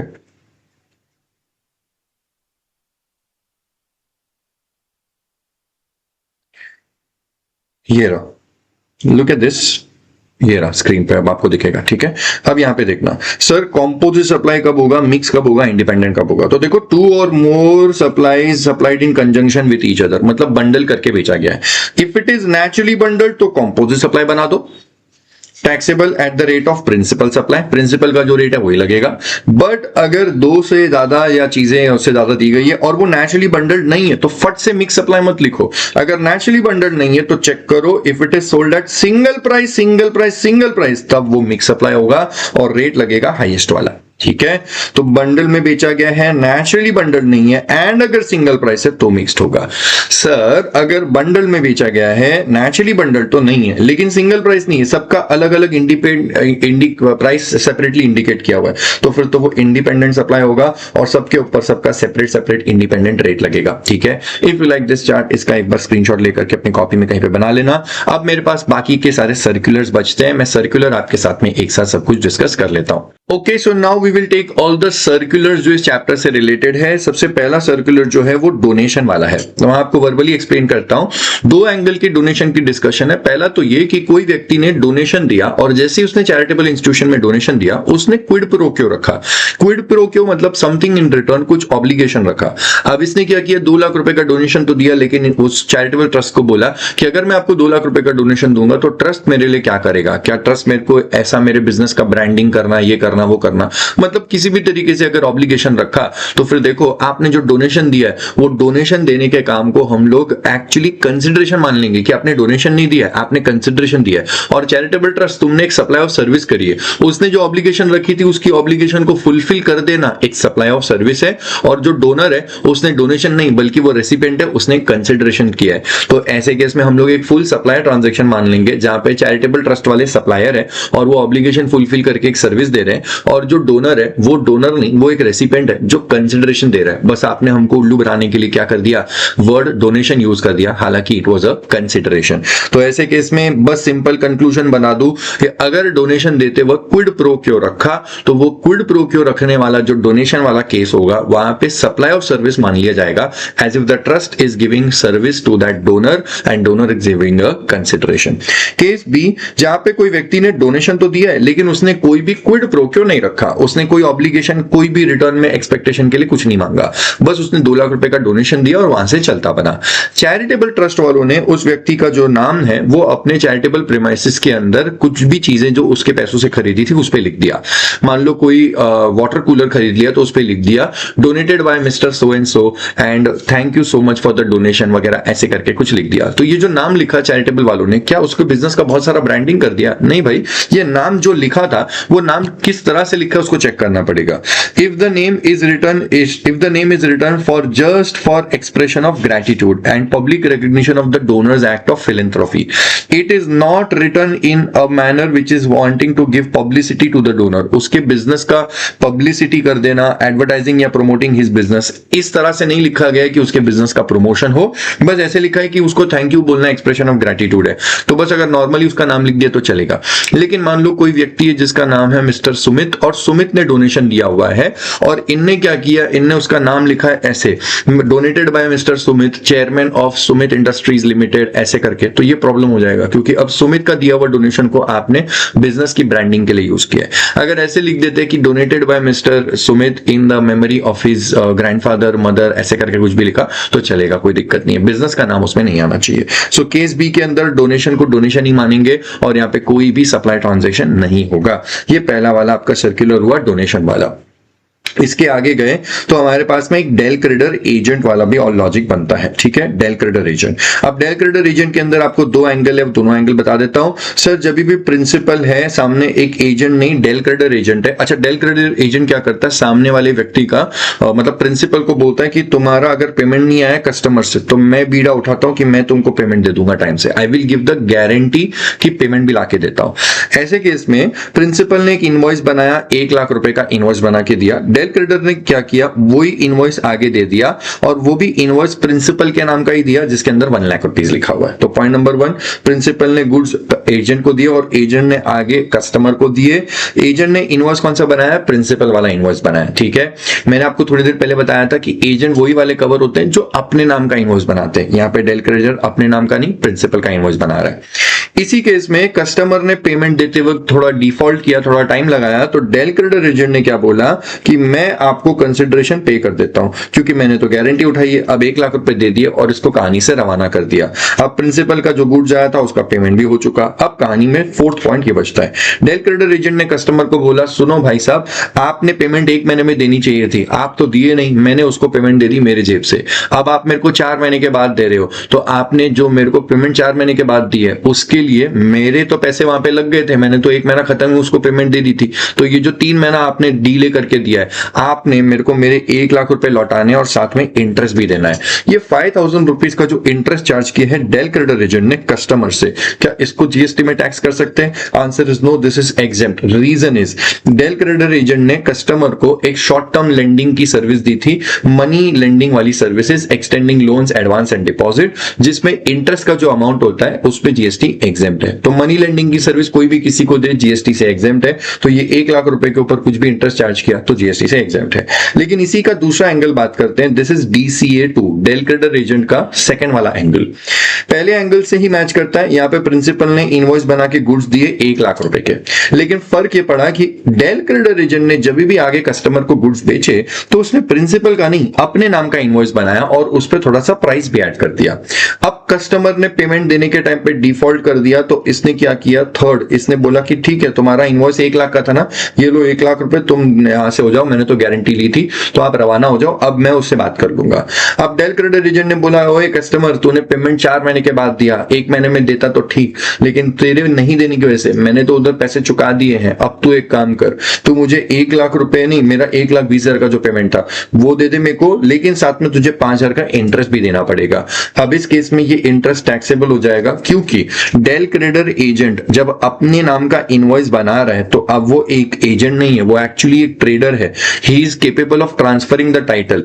इनवॉइस बना करके, खुद के नाम का इनवॉइस बना करके टाइटल ट्रांसफर कर रहा है। टाइटल ट्रांसफर कर रहा है तो भाई साहब आप खुद एक ट्रेडर हो जिसने किसी से टाइटल पे गुड्स लिए और खुद अपना टाइटल आगे किसी को ट्रांसफर कर रहे हो। So you are not an agent, you are actually a businessman, you are doing a business, you are the supplier and he is the recipient. और जब सप्लायर रेसिपिएंट से इंटरेस्ट चार्ज करता है for delayed payment of consideration, तो value of supply chapter के अंदर 15(2)(d एक inclusion है, बोलता है ऐसा वाला अमाउंट जो सप्लायर ने रेसिपिएंट से चार्ज किया है for interest for delayed payment of consideration, उसको वैल्यू में ऐड करना पड़ेगा और वो भी टैक्सेबल हो जाएगा। ठीक है, सो इस केस में 5,000 रुपए टैक्सेबल हो जाएगा। This was the circular DCA वाला। ठीक है, अब आगे का बात करते हैं। इसके अंदर आपको जो भी और सर्कुलर है एक एक करके रिफ्लेक्ट करता हूं मैं यहाँ पे। ठीक है, अब इस केस के अंदर आपको यहाँ पे दिखेगा perquisites. Perquisites provided by employer to employee. Employer जब एम्प्लॉय को परक्विजिट्स प्रोवाइड करेगा तो उस केस में क्या होता है, तो देखो जब एम्प्लॉयर ने एम्प्लॉय को परक्विजिट दिया हुआ है तो इसके ऊपर जीएसटी नहीं लगा सकते। उसका एंगल कुछ इस तरह से है, इन्होंने बोला, और सबसे शानदार वर्ड है यहाँ पे, and that is as per the contractual agreement. तो if I am the employer and you are the employee, आप मेरे को सर्विस दे रहे हो in the course of employment, लेकिन एम्प्लॉय जब in the course of employment service देता है तो वो सप्लाई ही नहीं होता। अब मैंने आपको कॉन्ट्रैक्ट के अंदर बोल के रखा है कि इतना इतना सैलरी दूंगा, इतना इतना पेमेंट दूंगा, ये दूंगा, वो दूंगा, परक्विजिट्स भी बोलती है। अब कॉन्ट्रैक्चुअल में जो भी लिखा हुआ है ना, खत्म हो गई बात। As per the contract you are my employee and as per the contract anything I am paying to my employee, उसके ऊपर जीएसटी नहीं लग सकता। तो सबसे ज्यादा इंपॉर्टेंट वर्ड आपको देखने को मिलता है कॉन्ट्रैक्चुअल एग्रीमेंट। कॉन्ट्रैक्ट में लिखा हुआ है कि तुम एम्प्लॉय हो, मैं एम्प्लॉयर हूं, तुम मुझे एम्प्लॉयमेंट के कोर्स में सर्विस दोगे और मैं आपको कुछ पेमेंट दूंगा। अब चाहे कुछ सैलरी दूं, कुछ अलावेंस दूं या कुछ परक्विजिट दूं, सारे के सारे अमाउंट्स पे जीएसटी नहीं लगेगा, because the perquisites were given as per the contractual agreement. Angle 2 जिसको मैं अपने एंगल से बताता हूं, यहां पे इंस्टीट्यूट ने उसमें नहीं लिखा हुआ है। एंगल 2 में ये बोलते हैं कि अगर, ये मैंने बोला हुआ है कि अगर परक्विजिट्स ऐसे दिए जो कॉन्ट्रैक्ट में नहीं लिखे थे, it was never written in the contract कि मैंने आपको ये परक्विजिट्स देने चाहिए, बट आपका काम इतना अच्छा था कि मैंने खुश होकर के आपको कुछ परक्विजिट्स दे दिए जो कभी कॉन्ट्रैक्ट में लिखे हुए नहीं थे। तो देखो कॉन्ट्रैक्ट में नहीं लिखे हुए थे तो एज पर कॉन्ट्रैक्चुअल वाला नहीं है, तो फिर ये मत बोलना, एक सेकेंड ना, तो फिर ये मत बोलना कि ऐसे केस में मैंने आपको इन द कोर्स, आपने मेरे को एम्प्लॉयमेंट के कोर्स में सर्विस दी है और मैं आपको उसका मैं आपको उसका पेमेंट कर रहा हूं। नहीं भाई, ये जो भी सर्विस थी ये एम्प्लॉयमेंट में भली होगी, लेकिन ये परक्विजिट तो कॉन्ट्रैक्ट में लिखे हुए नहीं थे। तो परक्विजिट को टैक्सेबल तो कर सकते हैं, लेकिन मेरे को इसको गिफ्ट का एंगल लगा के चेक करना चाहिए कि मैंने खुश होकर के अगर आपको कुछ परक्विजिट दे दी है, मतलब मैंने आपको कुछ गिफ्ट दिया हुआ है, और अगर गिफ्ट दिया हुआ है तो फिर वैल्यू चेक करना। अगर एम्प्लॉयर ने एम्प्लॉय को अप टू 50,000 का गिफ्ट दिया तो एग्जेम्प्ट है, लेकिन अगर उससे ज्यादा हुआ तो टैक्सेबल हो जाएगा। ठीक है, इसका मेरे पास में जो आगे टेबल बनाया हुआ है वो बता देंगे। Sale of land after levelling, तो कभी लैंड अगर उबड़ खाबड़ है, अनइवन सरफेस है, तो वो लैंड को जब बेचा जाता है तो उसमें चेक करेंगे, सर देखो लैंड अगर ऐसे का ऐसा ही बेच दिया तो नॉट अ सप्लाई है, लेकिन अगर लैंड पे कुछ लेवलिंग का काम करवा दिया, डेवलपिंग वगैरह करवा दिया, रोड रोलर मंगवा करके जो सरफेस है उसको फ्लैट इवन कर दिया, तो ये सब काम करने से कोई लैंड की आइडेंटिटी चेंज नहीं हो जाती। वो कल भी लैंड था, आज उसका लेवलिंग वगैरह कर दिया, फेंसिंग वायर वगैरह लगा दिया, तो आज भी लैंड है। अगर ऐसी लैंड को बेचोगे तो वो भी नॉट अ सप्लाई है। So if you are doing a sale of land वाला transaction, it is not a supply. If you sell a developed land जिसको लेवलिंग करने के बाद बेच रहे हैं, तो वो भी नॉट अ सप्लाई। हाँ, लेवलिंग करने के लिए कोई भी व्यक्ति ने सर्विस दी थी, तो वो जो सर्विस दी है वो लेवलिंग करने के लिए कंस्ट्रक्शन वाली सर्विस है, वो एक सप्लायर सर्विस होगी और उसके ऊपर जीएसटी लग जाएगा। अब अपने पास में एक डायरेक्टर वाला एंगल आता है। डायरेक्टर वाले एंगल के अंदर आपको यहाँ पे सर्कुलर के थ्रू समझना, मतलब पूरा का पूरा डिटेल समझना चाहिए। मैं वर्बली आपको यहाँ पे एक्सप्लेन करता हूं क्या है पूरा सिनेरियो। कंपनी के अंदर जो डायरेक्टर होते हैं वो दो एंगल के डायरेक्टर होते हैं। एक होता है इंडिपेंडेंट डायरेक्टर जिसको नॉन एग्जीक्यूटिव डायरेक्टर भी बोलते हैं, ठीक है, और दूसरा होता है एक डायरेक्टर जो कि होल टाइम डायरेक्टर है। होल टाइम डायरेक्टर को आप एग्जीक्यूटिव डायरेक्टर भी बोल सकते हो, उसको होल टाइम डायरेक्टर भी बोलते हैं, और ये एम्प्लॉय डायरेक्टर भी होता है। अब अगर बात करें इंडिपेंडेंट डायरेक्टर की, तो देखो ये कंपनी का एम्प्लॉय नहीं है, तो अगर ये एम्प्लॉय नहीं है और कंपनी एम्प्लॉयर नहीं है, तो दोनों के बीच में एम्प्लॉयर एम्प्लॉय रिलेशन नहीं है, और जब भी ये सर्विस देगा कंपनी को, ये एक प्रोफेशनल सर्विस होगी जिसके ऊपर टैक्स डेफिनेटली लगता है। ये सप्लाई तो डायरेक्टर का होगा क्योंकि डायरेक्टर प्रोफेशनल सर्विस दे रहा है, लेकिन टैक्सेबल होता है अंडर आरसीएम। रिवर्स चार्ज में कंपनी को रिवर्स चार्ज में आरसीएम में टैक्स पे करना होगा, ठीक है। अगर ये डायरेक्टर ने पर्सनल कैपेसिटी में कुछ सर्विस दी तो पर्सनल कैपेसिटी के ऊपर आरसीएम लगेगा कि नहीं लगेगा ये देखने वाली बात है, क्योंकि पर्सनल कैपेसिटी में कौन सी सर्विस दी, क्योंकि आरसीएम चैप्टर में तो बहुत सारी सर्विस है, तो कोई सर्विस है जिसपे आरसीएम लग सकता है, कोई सर्विस है जिसपे एफसीएम लगेगा, कोई सर्विस है जो एग्जेम्प्ट है। डजंट मैटर कौन सी सर्विस है, केस टू केस देखना पड़ेगा, ठीक है। तो मैं वापस से बता दूं, अगर इंडिपेंडेंट डायरेक्टर है जो कंपनी का एम्प्लॉय नहीं है तो वो जो भी सर्विस देगा प्रोफेशनल कैपेसिटी में देगा। Is it a supply? Yes. Is it taxable? Yes, but taxable under RCM, company tax पे करेगी। अगर कंपनी को डायरेक्टर ने, ये वाले डायरेक्टर ने पर्सनल कैपेसिटी में सर्विस दिया तो चेक करना वो कौन सी सर्विस है। हो सकता है वो आरसीएम वाली सर्विस होगी, हो सकता है वो एफसीएम वाली होगी, हो सकता है वो एग्जेम्प्ट वाली होगी, ठीक है। कुछ भी हो सकता है, आपको केस टू केस वहां पे देखना पड़ेगा। उसके अलावा पॉइंट नंबर 2 है, और पॉइंट नंबर 2 बोलता है कि जब डायरेक्टर कंपनी का एम्प्लॉई है, एम्प्लॉई डायरेक्टर जिसको होल टाइम डायरेक्टर और एग्जीक्यूटिव डायरेक्टर बोलते हैं, ऐसे वाले डायरेक्टर, अब क्योंकि ये कंपनी के एम्प्लॉई है तो एम्प्लॉई होने के नाते ये जब भी सर्विस देंगे ये in the course of employment देंगे, and employee giving service to the employer in the course of employment, this is not a supply, ठीक है, शेड्यूल 3 पैरा 1 के हिसाब से। लेकिन अब ये जो डायरेक्टर होता है ना, ये एम्प्लॉय वाले, जिसका नाम हम लोग ने क्लास के अंदर रखा था ब्रेस्ली डिसूजा, ठीक है, ये हमारी क्लास का स्टूडेंट है और एम्प्लॉय डायरेक्टर है, ये कंपनी में इंडिपेंडेंट डायरेक्टर नहीं है, ठीक है। अब ये डायरेक्टर को जब भी कंपनी को सर्विस देना 3 कैपेसिटी में देगा। एम्प्लॉय कैपेसिटी में सर्विस देगा तो ये एम्प्लॉय है और इसको जो भी सैलरी वगैरह मिलेगा उसको जीएसटी में सप्लाई नहीं मानेंगे, तो इस पे जीएसटी नहीं लग सकती। लेकिन यही डायरेक्टर जब प्रोफेशनल कैपेसिटी में सर्विस देगा, क्योंकि प्रोफेशनल कैपेसिटी में भी सर्विस दे सकता है, जैसे सिटिंग फीस मिलती है तो अटेंडिंग द बोर्ड मीटिंग, ये भी एक सर्विस है, प्रोफेशनल सर्विस है। एनी सर्विस जो एम्प्लॉय की कैपेसिटी में नहीं दिया हुआ है ये प्रोफेशनल सर्विस है और ये सप्लाई माना जाता है, हालांकि टैक्सेबल है अंडर आरसीएम। और तीसरा एंगल, अगर ब्रेस्ली डिसूजा जो कि एम्प्लॉय डायरेक्टर है, ये भी कंपनी को अगर पर्सनल कैपेसिटी में कोई भी सर्विस देगा तो वो पर्सनल कैपेसिटी वाली सर्विस को कैसे टैक्सेबल करना है वो केस टू केस देखना पड़ेगा। हो सकता है वो आरसीएम हो सकता है वो एफसीएम हो सकता है वो कुछ भी लगे, ठीक है। अब कैसे पता पड़ेगा कि ये एम्प्लॉय कैपेसिटी का है या प्रोफेशनल कैपेसिटी का है? तो देखो 2 रास्ते हैं। एम्प्लॉय कैपेसिटी वाले को हम लोग टाइप 1 सर्विस बोल देंगे और एम्प्लॉय नहीं प्रोफेशनल कैपेसिटी वाले को टाइप 2 बोल देंगे। अब 3 अलग अलग केसेस के 3 अलग अलग इंडिकेटर है। अगर कंपनी ने इसके साथ में, जो कि ब्रेस्ली डिसूजा जो कि कंपनी का एम्प्लॉय डायरेक्टर है, इसके साथ में कॉन्ट्रैक्ट किया था, तो देखना कौन सा कॉन्ट्रैक्ट है। अगर कॉन्ट्रैक्ट ऑफ सर्विस वाला है मतलब वो एम्प्लॉयमेंट वाला सर्विस है, और अगर कॉन्ट्रैक्ट फॉर सर्विस वाला है तो वो प्रोफेशनल वाला सर्विस है। अगर पेमेंट देते वक्त टीडीएस 192 में डिडक्ट किया था तो वो सैलरीज वाला पेमेंट होता है जो कि एम्प्लॉइज को दिया जाता है, और पेमेंट देते वक्त अगर 194J में डिडक्ट किया था तो वो प्रोफेशनल फीस पे डिडक्ट किया जाता है, वो एम्प्लॉइज नहीं प्रोफेशनल्स को दिया जाता है। पेमेंट देते वक्त कंपनी ने बुक्स में क्या रिकॉर्ड किया था? अगर कंपनी ने बुक्स में रिकॉर्ड किया हुआ था कि सैलरी टू डायरेक्टर या फिर ऐसा कुछ लिखा था तो फिर वो एम्प्लॉइज को दिया जाता है, इसलिए सैलरीज का बात कर रहे हैं। लेकिन अगर प्रोफेशनल फीस, सिटिंग फीस ऐसा कुछ लिखा हुआ है तो वो प्रोफेशनल वाले एंगल पे चला जाएगा।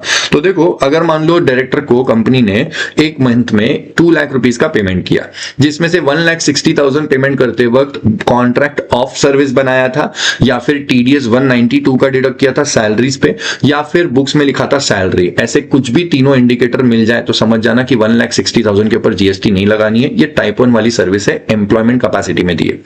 लेकिन वहीं पे अगर कंपनी ने डायरेक्टर को जो पेमेंट दी थी वो 2 लाख में से बाकी के 40,000 देते वक्त चेक किया तो पता चला 40,000 के लिए बनाया गया था कॉन्ट्रैक्ट फॉर सर्विस। 40,000 देते वक्त टीडीएस काटा था 194J के अंदर, और 40,000 देते वक्त बुक्स में लिखा था any word other than salary, salary छोड़ के कुछ भी लिखा हुआ था। तो समझ जाना ये जो 40,000 है ये प्रोफेशनल कैपेसिटी वाले काम के लिए है, जिसके ऊपर सप्लाई माना जाता है, लेकिन टैक्सेबल अंडर आरसीएम है, तो कंपनी को 40,000 पे टैक्स देना होगा रिवर्स चार्ज में। पर्सनल कैपेसिटी वाली सर्विसेज पे आपको डायरेक्टर वाला आरसीएम नहीं लगाना चाहिए। तो देखो, मैं क्लास के अंदर यूजुअली समझाता हूं कि आरसीएम नहीं लगेगा, लेकिन कौन सा वाला आरसीएम नहीं लगेगा? वो जो director giving service to company, वो वाला आरसीएम नहीं लगेगा। लेकिन आरसीएम चैप्टर के अंदर और भी रिवर्स चार्ज के ट्रांजैक्शन है, वो कुछ भी लग सकते हैं, you never know. So director giving service to company taxable under RCM, वो मत लगाना अगर वो पर्सनल कैपेसिटी का सर्विस दे रहे हैं, ठीक है। आरसीएम तब लगता है वो जब प्रोफेशनल कैपेसिटी की सर्विस है, पर्सनल के लिए नहीं लगेगा। अब पर्सनल कैपेसिटी में कौन सी सर्विस दी है, वो अलग अलग तरीके की सर्विस हो सकती है। अब किसी पे टैक्स लगेगा, किसी पे एग्जेम्प्ट होगा, कोई एफसीएम में, कोई आरसीएम में, पता नहीं क्या है, केस टू केस देखना पड़ेगा। उसके बाद में inter state movement of various modes of conveyance. Various modes of conveyance मतलब एक स्टेट से ज्यादा स्टेट, एक से दूसरे स्टेट में ये मोड ऑफ कन्वेंस को ट्रांसपोर्ट किया जा रहा है। मतलब मेरी एक ट्रक है और ट्रक को मैं मेरे मुंबई यूनिट से पंजाब यूनिट को मतलब वो गुड्स लेकर के जा रहा है। तो जो गुड्स लेकर के जा रहा है, ये इस मूवमेंट को हम लोग सप्लाई नहीं मानते, क्योंकि जो ट्रक है, ये ट्रक मैंने दिया थोड़ा ना, ये गुड्स लेकर के जा रहा है, लेकिन ट्रक वापस आ जाएगा। सो मेरा ट्रक का यहां से वहां मूवमेंट होना इज नॉट अ सप्लाई। अब ये गुड्स लेकर के जाए और गुड्स को छोड़ करके रिटर्न आए, या फिर पैसेंजर लेके जाए, पैसेंजर को रिटर्न लेके आ जाए, मतलब if the movement is for the purpose of carrying goods or passenger, या फिर if the movement is for repairs and maintenance। मतलब मुंबई से पंजाब जब ट्रक जा रहा है तो या तो गुड्स के लिए जा रहा है लेके, या पैसेंजर के लिए, या रिपेयर्स के लिए जा रहा है, फर्क नहीं पड़ता है, जा रहा है तो वापस भी आएगा ना। ऐसा थोड़ा ना है कि मुंबई यूनिट ने पंजाब यूनिट को ट्रक ट्रांसफर कर दिया है, तो ट्रांसफर नहीं हुआ है, इट इज जस्ट मूवमेंट, घूम के वापस आ जाएगा। अगर घूम के वापस आ जाएगा तो ये जो ट्रक गई है, this truck is to be treated as not a supply. मैंने ट्रक सप्लाई नहीं की है। लेकिन अगर रिपेयर्स के लिए गई थी तो पंजाब यूनिट उसकी रिपेयरिंग करके वापस दे देगा। अगर रिपेयरिंग करके देगा तो रिपेयरिंग की सर्विस दी गई है, पंजाब यूनिट ने रिपेयरिंग किया हुआ है, और जितनी की भी रिपेयरिंग करी हुई है इसके ऊपर जीएसटी लगेगी, ये टैक्सेबल होगा, ठीक है। तीसरा एंगल बोलता है कि अगर ट्रक को फर्दर सप्लाई करने वाले हैं, ऐसा सिनेरियो है कि पंजाब के अंदर एक ट्रक का शोरूम है और मुंबई से पंजाब को ट्रक भिजवा रहा हूं ताकि वहां से फर्दर सप्लाई हो जाए। तो अगर ट्रक को इसलिए मूवमेंट करवा रहा हूं ताकि फर्दर सप्लाई हो जाए, तो वो ट्रक का फाइनल और गुड बाय जर्नी है, क्योंकि यहां से अब जो ट्रक जाएगी वापस हमारे पास में नहीं आएगी, वो पंजाब में शोरूम में खड़ी रहेगी और वहां से कोई ना कोई खरीद लेगा। तो फिर ऐसे केस में मुंबई से पंजाब जो ट्रक मूवमेंट होके गई है, ये ट्रक मूवमेंट जो होके गई है, इसको सप्लाई मान लेंगे, एज इफ मुंबई यूनिट ने पंजाब यूनिट को ट्रक सप्लाई कर दिया है, ठीक है। This was inter state movement of various modes of conveyance. मैं आपको वापस से 2-3 एंगल दे देता हूं। अगर ट्रक मूवमेंट गुड्स के लिए लेके गई है, या पैसेंजर लेके गई है, या रिपेयर्स के लिए गई है, लेकिन वापस आने वाली है, तो क्या हमने उसको ट्रक सप्लाई किया है? नहीं। Is the movement to be treated as supply? No. Sir अगर वो रिपेयर्स के लिए गई है तो फिर वो जो सामने वाला यूनिट है वो रिपेयर्स करके देगा, तो वो जो रिपेयरिंग का काम करके दिया है, is it a supply? Yes, Punjab ने मुंबई को रिपेयरिंग की सर्विस दी है, ठीक है। तीसरा एंगल, सर ट्रक जा तो रहा है लेकिन इस बार गुड्स या पैसेंजर या रिपेयर्स के लिए नहीं जा रहा है, फर्दर सप्लाई के लिए जा रहा है। मुंबई ने पंजाब को बोला कि ट्रक भिजवा रहे हैं, वहां पे शोरूम में रखना, किसी को बेच देना, तो भाई वापस चला ही गया, वापस आएगा ही नहीं। तो ये जो मूवमेंट है, इस मूवमेंट को हम लोग सप्लाई मान लेंगे, एज इफ मुंबई ने पंजाब को ट्रक सप्लाई किया है, जिसके ऊपर जीएसटी लगेगा। दिस वाज इंटरस्टेट का पॉइंट। इसके आगे इंटरस्टेट रिग्स एंड टूल्स वगैरह का है, इसमें कोई बात नहीं, क्योंकि ये सेम एज अबव वाला सर्कुलर है। अब मेरे पास में आते हैं बाकी पॉइंट्स। सेक्शन 8 तुमको पूरा पढ़ा दिया, लेकिन इसके आगे जो सर्कुलर्स हैं उनको डिस्कस करते हैं। सर सर्कुलर्स में सबसे पहला आपको दिख रहा है प्रिंटिंग कॉन्ट्रैक्ट्स। प्रिंटिंग कॉन्ट्रैक्ट्स जो होते हैं, इसमें 2 तरीके की बातें होती है, जहां पे books, pamphlets, brochure, annual report वगैरह का प्रिंटिंग हो रहा है। यहाँ पे 2 चीजें होती है। सामने वाला जो व्यक्ति है, वो जो जेरोक्स वाला, स्टेशनरी वाला, जो भी प्रिंटर वाला है, वो आपको प्रिंटिंग करके देगा, which is supply of service. लेकिन वो अपने पेपर पे प्रिंटिंग करके देगा, तो वो आपको प्रिंटिंग की सर्विस भी दे रहा है और आपको पेपर भी दे रहा है, जिसमें गुड्स भी है और सर्विस भी है। तो फिर क्या माना जाए? तो उन्होंने बोला इसको सप्लाई ऑफ सर्विस मान लेना, क्योंकि आप उसमें पेपर्स में ज्यादा इंटरेस्टेड नहीं हो, आप प्रिंटिंग में इंटरेस्टेड हो कि बुक्स कैसे प्रिंट हो रही है। अगर उसमें कुछ भी लाइन आ गई या खराब प्रिंटिंग हो गई तो आप बोलोगे मुझे रिजेक्ट करना है, मेरे को ये सही नहीं लग रहा है। आप पेपर में क्वालिटी में इंटरेस्टेड नहीं हो, आप प्रिंटिंग की सर्विस में इंटरेस्टेड हो। इसलिए जब बुक्स वगैरह प्रिंट होती है तो उसको माना जाता है सप्लाई ऑफ सर्विस।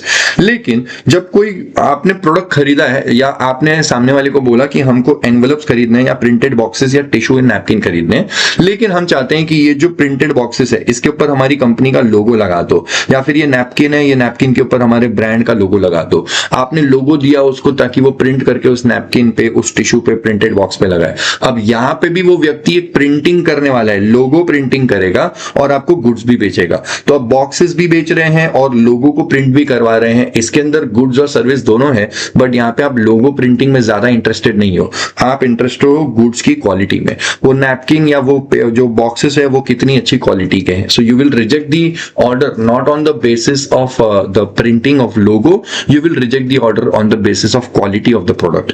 तो बस इतना बता दूं कि ये सारे केसेस में सप्लाई ऑफ गुड्स मानोगे और ये सारे केसेस में सप्लाई ऑफ सर्विस मानोगे. इसके बाद है एक्टिविटी ऑफ बस बॉडी बिल्डिंग. बस बॉडी बिल्डिंग के अंदर इंस्टीट्यूट ने मॉड्यूल में लिखा है केस टू केस है, क्वेश्चन के अंदर देखेंगे, एक्चुअली प्रैक्टिकल लाइफ के अंदर आएगा, क्वेश्चन में तो इसके ऊपर क्वेश्चन बनते नहीं है. तो जो बस बॉडी बिल्डिंग होती है इसमें कितने गुड्स है कितने सर्विसेज है वो केस टू केस देखेंगे और उससे पता चलेगा कि मेजॉरिटी क्या है, गुड्स है या सर्विस है. Retreading of tyres. Retreading of tyres मतलब पुराने टायर्स जो घिस जाते हैं, पूरे फ्लैट हो जाते हैं, उनको वापस से एक पतली रबर की शीट लगाना और उसको वापस से टायर जैसे जिगजैग लाइनिंग्स होती है वो पूरा करना. तो रीट्रेडिंग करना मतलब वापस से टायर को नया बना देना, रीफर्बिश कर देना. तो जो भी व्यक्ति प्रोसेस करता है वो पुराने टकले टायर को घिस के वापस से उसके ऊपर एक पतली सी रबर की शीट लगाना और नया टायर बना देना. This process is supply of service. अब मान लो मैं हूं वो व्यक्ति जिसका गैराज है, मेरे गैराज में आए दिन कोई ना कोई गाड़ी आती है, उसके पुराने टायर हम लोग निकालते हैं और उसको नया टायर लगा के दे देते हैं, वो चला जाता है. अब मेरे पास में ऐसे 20 पुराने टायर आ चुके हैं जो कि पूरे घिस गए हैं और जिनका कोई काम नहीं है. मैंने क्या किया, एक जॉब वर्कर ढूंढा, जॉब वर्कर का नाम है रामलाल. रामलाल को मैंने ये 20 टायर दे दिए. मैंने बोला रामलाल इसको वापस से नया करके दे दो हमको. अब रामलाल वो प्रोसेस कर रहा है, तो रामलाल ने क्या किया, सप्लाई ऑफ सर्विस. उसके अंदर वो एक रबर की शीट भी यूज करता है ऊपर चिपकाने के लिए, लेकिन वो रबर की शीट जो यूज हो रही है वो एंसिलरी है. रबर इज एक्चुअली गुड्स लेकिन वो एंसिलरी है. यहाँ पे जो मेन काम है वो सप्लाई ऑफ सर्विस है, दैट इज प्रोसेस ऑफ रिट्रेडिंग. अब रामलाल से वो जो पुराने टायर हो गए मैं अपने शोरूम में रख के बेच रहा हूं, तो if I am supplying those retreaded tyres मैं एक्चुअली गुड्स बेच रहा हूं, जिसके ऊपर गुड्स बोल करके जीएसटी लगाएंगे. कार सर्विसिंग, इसके अंदर केस टू केस बातें होती है, क्योंकि कार सर्विसिंग में कई बार सिर्फ आपको गाड़ी की सर्विसिंग करनी होती है और कई बार कभी गाड़ी ठुक जाए तो उसके अंदर बहुत सारा काम होता है और उसमें पुराने पार्ट्स को जो टूट फूट गए हैं उसको नया आपको रिप्लेस भी करना पड़ता है. तो केस टू केस है, कभी कभी गाड़ी के अंदर कुछ भी ठुका हुआ कुछ भी नहीं है, बस उसको नॉर्मल सी सर्विसिंग करनी है which is already supply of service. लेकिन कभी कभी आपको पुराने पार्ट्स को रिप्लेस करना पड़ता है और वो ज्यादा काम होता है, तो फिर वहां पे गुड्स का केस ज्यादा होगा. तो केस टू केस देखेंगे, किसी गाड़ी में जो पार्ट्स रिप्लेस होते हैं वो बहुत ज्यादा होते हैं तो सप्लाई ऑफ गुड्स होगा. किसी गाड़ी के अंदर सर्विसेज ज्यादा होती है, मतलब बस उसको रिपेयर और मेंटेन करना है, उसमें कोई पार्ट्स चेंज नहीं करना है, तो सप्लाई ऑफ सर्विस होगा. Arts work send to the gallery. Gallery में जब आर्ट वर्क्स को भेजा जाता है तो sending the art works to the gallery is not to be treated as a supply. Sending the art work to the gallery is not to be treated as supply. Supply तब माना जाएगा जब gallery में से कोई भी वो art work खरीदे. तो जनवरी में मैंने वो आर्ट वर्क में अपना जो गैलरी है वहां पे मैंने आर्ट वर्क भिजवाया था, तो सेंडिंग जनवरी के अंदर किया, it is not a supply. March में वो एक्चुअली वो गैलरी में पड़ा हुआ था और वो जो भी पेंटिंग बनाई थी किसी को अच्छी लगी उसने खरीदा, तो जब वो मार्च में खरीदता है कोई ना, तब माना जाता है सप्लाई हुआ है. गैलरी में भिजवाने का काम, sending is not a supply. No claim bonus. No claim bonus को मैं अभी आपको एक बार के लिए जो मेरा टुवर्ड्स द एंड एक इजी वाला पूरा समरी होगा उसके अंदर समझा दूंगा सर. उसके बाद में आपके पास में supply of use goods by the government department. Government department जब यूज गुड्स सप्लाई करता है तो क्या वो नॉट टैक्सेबल होगा? अरे ऐसा थोड़ा ना होता है. गवर्नमेंट अगर गुड्स बेच रहा है तो ऐसा थोड़ा ना है एग्जेम्प्ट है. गवर्नमेंट के जैसे पुरानी गाड़ी होती है यूज्ड व्हीकल, या फिर सीज या कॉन्फिस्केटेड गुड्स कर लेते हैं, या फिर कोई वेस्ट एंड स्क्रैप होता है, तो जब भी गवर्नमेंट बेचता है it is definitely supply goods but it is taxable under RCM. वो जो स्क्रैप डीलर है जो गवर्नमेंट से ये पुरानी वाली चीजें खरीद रहे हैं वही आरसीएम में टैक्स पे करता है. Food supply in food and beverages in a cinema hall. अब इसके अंदर दो एंगल है. पहला एंगल ये कि आप मूवी देखने जा रहे हो किसी थिएटर में और आपने बस वहां पे मूवी की टिकट ली है और वहां पे मूवी देखने वाले हो, तो ऐसे केस में आपको जो सर्विस दी गई है उस मूवी थिएटर के अंदर that is exhibition of cinematographic films. Cinema hall में जो सिनेमा फिल्म्स में देखने की जो सर्विस होती है उस पर जो जीएसटी रेट होता है वही लगेगा.